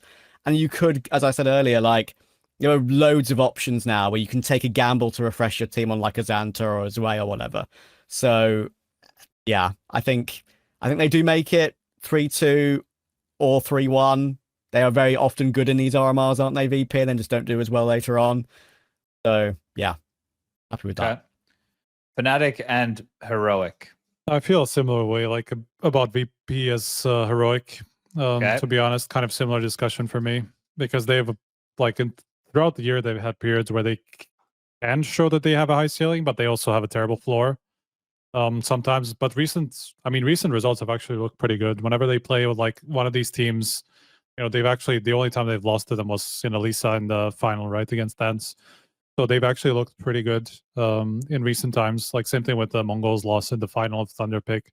Like they seem they're pretty good, like gatekeepers to the top 10-ish, where they don't really lose to these bottom teams so much, and they just struggle against anytime they play another top 10 team. So I think they're somewhere in that discussion for advancing as well. I see Heroic at the very top of like tier 1.5, like they really protect against some of the others from making their way through like a 3D Max, like a Saw, I think they're looking pretty good lately. I would maybe edge them into should be okay. That's how more confident I am with them recent times. But photo finish is also very fair. I think yeah, Prof? No, go. I was just going to say, I think this is where you need to then weigh it up in the group, right? And look at, who are the potential teams that they could trip over, and they're in Group B. So, when you look at it on paper, you see Heroic's name and you think, well, 7 teams make it. They should be one of the 7 in their group. Let me read out the teams in their group again, just for everybody playing at home. G2 Spirit, Eternal Fire, Virtus Pro, Heroic, Astralis, 3D Max, NIP, Aurora, TSM, PARIVISION, Bait, Passion, 9 Pandas, Big, Sashi. I don't see them, would have to go catastrophically wrong. Yeah, I don't see them losing to anyone other than the top 7. So if it goes kind of according to more or less expectations, then I think they will make it. I don't know if they can, but I could see them losing a BO1 to Bait or Passion UA without a doubt if it's a 1-1 game. Even 9 Pandas actually, like their win streak recently, I think they've got something about them. Just the problem is for 9 Pandas is the fact that they're going to need a really good performance from Glowing again, I feel. There are flashes of that I do see from it online. Maybe we're going to get one of those like generational performances from Glowing again. But they need the riflers to do more of the work. I think iDisbalance is a very system-based AWPer right now. He's got pretty poor numbers, and he's not very good in the clutch from what I've seen from him. And he's just almost average. He's average, and he's an outdated player on a team with currently in-date players. You know what I mean? I feel like they can make an easy upgrade for him. Yeah. In a way, yeah. Yeah, okay. Yeah, I think this is going to come up matchup specific, of course, and who has a hot hand of these underdog teams, because they get so fired up, these guys. They run with a lot of that momentum. And okay, so finally that leaves us with Fnatic. The most recent roster addition for these guys was Nork coming in for Body, right? So Blame F, Mattis, Nork, Body, and Crims, of course. Still coached by Kita. Fnatic really has never been the same. This team right now, I like a lot of the pieces, but their results are pretty hit and miss. I think I saw on Blame F socials they're going to go do a boot camp somewhere in the lead-in, which I assume a lot of teams are going to be doing that. So that's not like it's a revelation or anything. But I don't know, like I said, I like a lot of the different pieces. I think Mattis is exciting to watch, even though he has a tattered old mouse pad. I think Blame F not in-game leading and fragging is good. Nork, I don't know. I think the group that they're in, seen them play with Nork. I think the group they're in is not bad for them to make it through. I agree with that. Again, it kind of depends. I would, ranking wise, I guess they're below Falcons, they're below Saw, but I think they can beat these teams, for example. Really? Okay. I think they can beat Falcons, and I think they can beat Saw. It's just looking at it from, I think Body's okay, but I've seen some really bad previous RMR performances from him with the old editions. I think Nork hasn't necessarily synergized with them yet. Maybe gets the system as much, even though I think it's a great pickup. He's not been that amazing in the games I've seen of Fnatic, and the fact that they got cleared by Nemiga and they're in the same group as them always makes me pretty hesitant. And not like it was online, that was the LAN in Res, right? So I like Mattis a lot. I think BlameF can still be very good. I think Crims doesn't, I think it was an interview that I did with you guys, I'm pretty sure, about how Crims doesn't need much support in terms, he just does his own thing now, you know, like, and can do a good job at doing that. Doesn't have to be a star player, just does a role, doesn't complain, and is very happy at doing that. I want to see them make it, because Fnatic's a nice name to have in a major, you know, but it's just not what they used to be. And I feel like it's at a push, there'll be photo finish, but I think it might be that like 1-3 team, maybe 1-3, 2-3. So if we want to put photo finish, I think 2-3 would be fair, maybe, for a team like them. Maybe we haven't really done anything that's too crazy controversial. Maybe what we should do is just do something like that, right? And then that way we'll upset a couple of people, and when they do qualify, at least we'll have got some clickbait out of this. I mean, if you want to do some clickbait out of this, you should have just put like G2 not in the running or something. No, because they already think we hate G2 anyway. So if we did that, put Navi there. You know, like they might as well keep hating me. Navi fall from grace. You got to be careful. All right. So we've taken a bit of a overall look at all of the teams. So from that, we're going to get 14 teams from Europe. We're going to get 7 teams from the Americas, and we're going to get 3 teams from Asia. The RMR is going to kick off on Monday next week. I believe, everybody's going to be in Shanghai, China. Gomez, who's there with FlyQuest, already put a tweet out saying the hotel's nice. We have that I just wanted to, because it sounded like you were closing down the show. No. Okay. I was just letting everybody know where they need to be to watch the games. And there's going to be awake in the middle of the night. I want everybody to be kind to the people who are working on the desk and doing the casting, because some of the call times are going to be at 2 or 3 a.m. in the morning. So, because we're going to be doing it remotely from Romania. So for the first couple of days while we adjust our sleeping schedules, all right, be kind. All right, there you go. Now let's get into what are the odds. All right. Final little segment for the show this evening. What are the odds, brought to you by 1xBet. Now, Striker, you mentioned before something about Virtus Pro. Is this what are the odds about Virtus Pro? No. Oh, well then why did you mention? I mean, Virtus Pro? It is going to be my point about why I lean a certain way. Okay, I don't even know what the question is. Okay, so let's reveal the question for tonight's What Are the Odds? A top 10 team doesn't qualify for the major. There you go. Okay. So, I mean, if you want me to start, I don't know. I went back through the post-COVID majors and to see how often it happened that a top 10 team didn't qualify. Okay. You guys want to know that before you make your choices? Educate. You want to be scientific about it. Okay. So Stockholm, OG didn't make it. They were top 10 at the time. Antwerp, every top 10 team made it. Rio, G2 didn't make it. In Paris, VP and Cloud9 didn't make it. And in Copenhagen, Falcons didn't make it. Well, they were all in the top 10.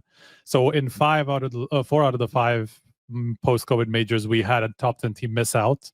So it's 80%. But the locking in 80%. Key caveat for me is that since Copenhagen, I mean, in Copenhagen we had the better seeding system. That's much more. It's better ranking wise, and for the matchups to work out in a much better way than it was before. That's kind of how we got the right teams to the playoffs in Copenhagen. That's kind of how we got most of the right teams to the major in Copenhagen and all that stuff. I think it's less likely for it to turn into some fuckery where you meet 3 other good teams on the way to the major, so it's a bit less likely than at the time, but it still happened in Copenhagen where Falcons didn't make it. It still happened in 3 out of the previous 4 majors that somebody didn't make it. So it's technically it should be more likely than not. Let's just establish some rules using the HLTV ranking. I guess so. I think it's fine to use the HLTV ranking, and we're using the ranking as of today. So we're looking at the 10 teams that are today top 10. And those 10 teams are NAVI, G2, Vitality, Spirit, MOUZ, FaZe, Eternal Fire, Heroic, FURIA, and Virtus Pro. It's good that So- we don't have actually Mongolz in there because that would be kind of Yeah. So essentially, the teams that we're looking at: Eternal Fire, Heroic, Virtus Virtus Pro, Pro. probably. These three teams are the most volatile in the top Bless 10. you. Yeah. Thank you.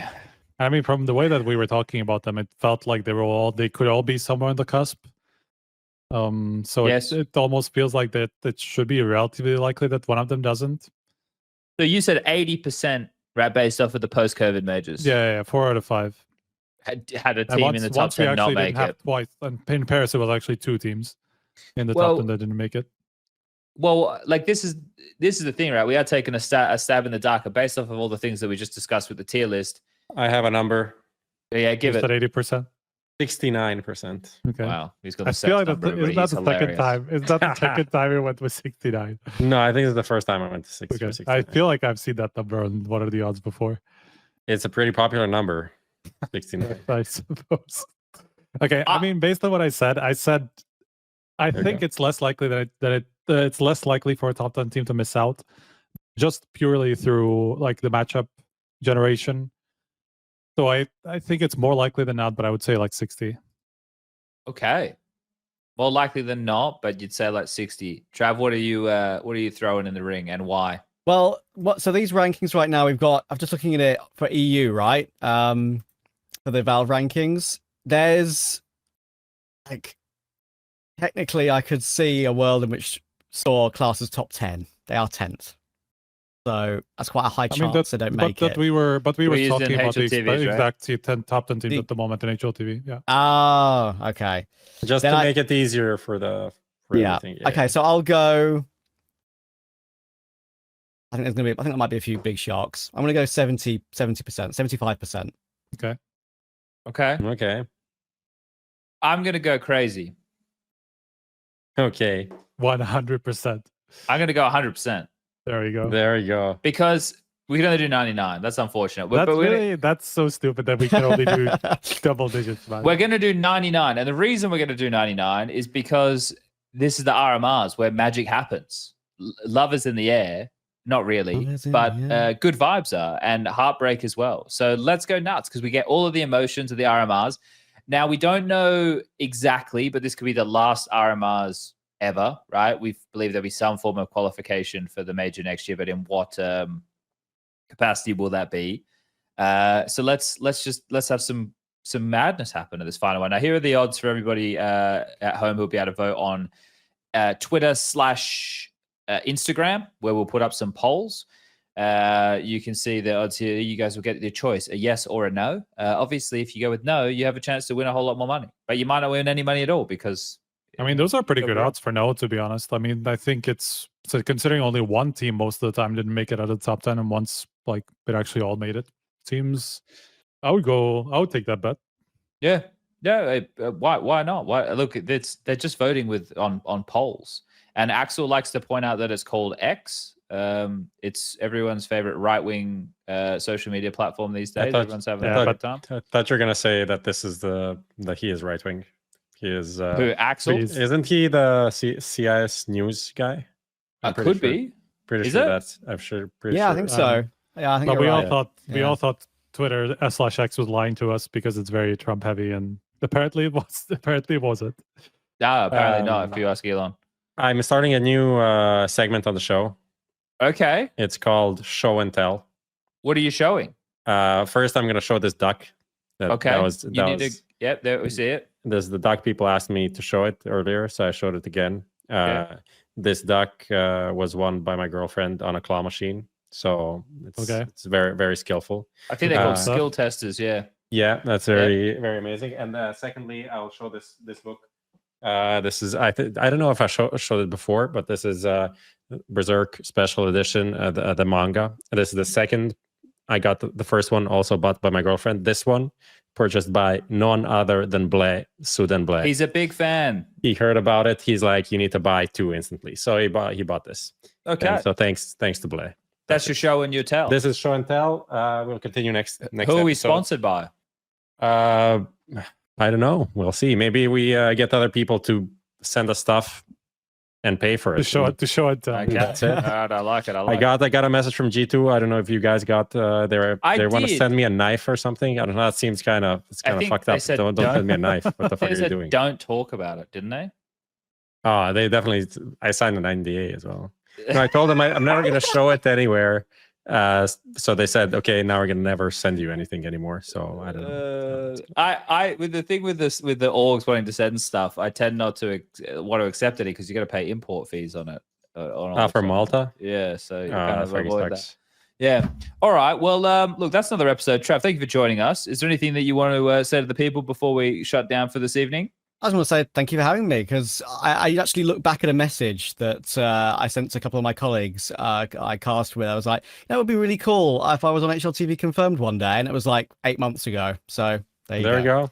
I feel like you're appreciate it. bullshitting us because you did not. Do you know want the screenshot? What the Do you want the Skinionaire- screenshot? I don't know. You didn't know what the Skinionaire thing was about, so I feel like there's some bullshitting going on here. Maybe he You was want the playing it schedule? down, so in case he fucked it up, he True. could be like, oh, I don't know what it's about. Which there's True. hard questions in there. All right. Well, thank you, Trav. Thank you for your insights. Thank you for everybody for tuning in tonight to watch another episode of HLTV Confirmed. Again, we do have the RMRs kicking off in just a couple of days' time. Today is Thursday. It'll be Monday the 11th. It'll be bright and early in the morning. Everyone's going to have to adjust their sleeping schedule. No more partner competitions. That's all over. The major to close out the year. Shout out to 1xBet and Skin Place. It's been a chat. It's almost 3 hours deep. We'll see everybody next time. Good night.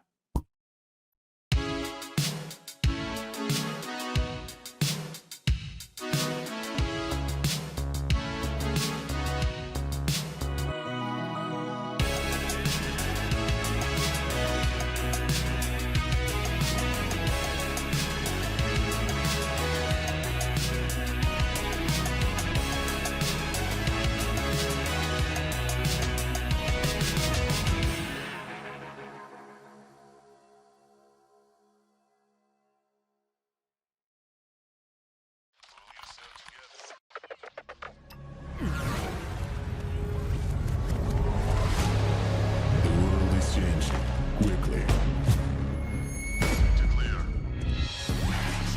Shut up.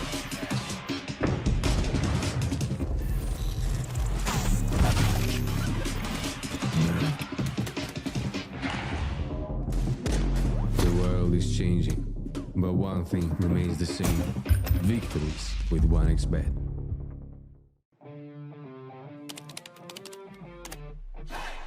Sell in-game items at the best prices in just a couple of clicks.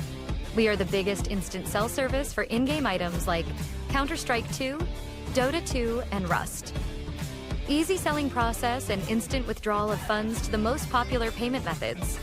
More than 140,000 deals and 50,000 active sellers every month.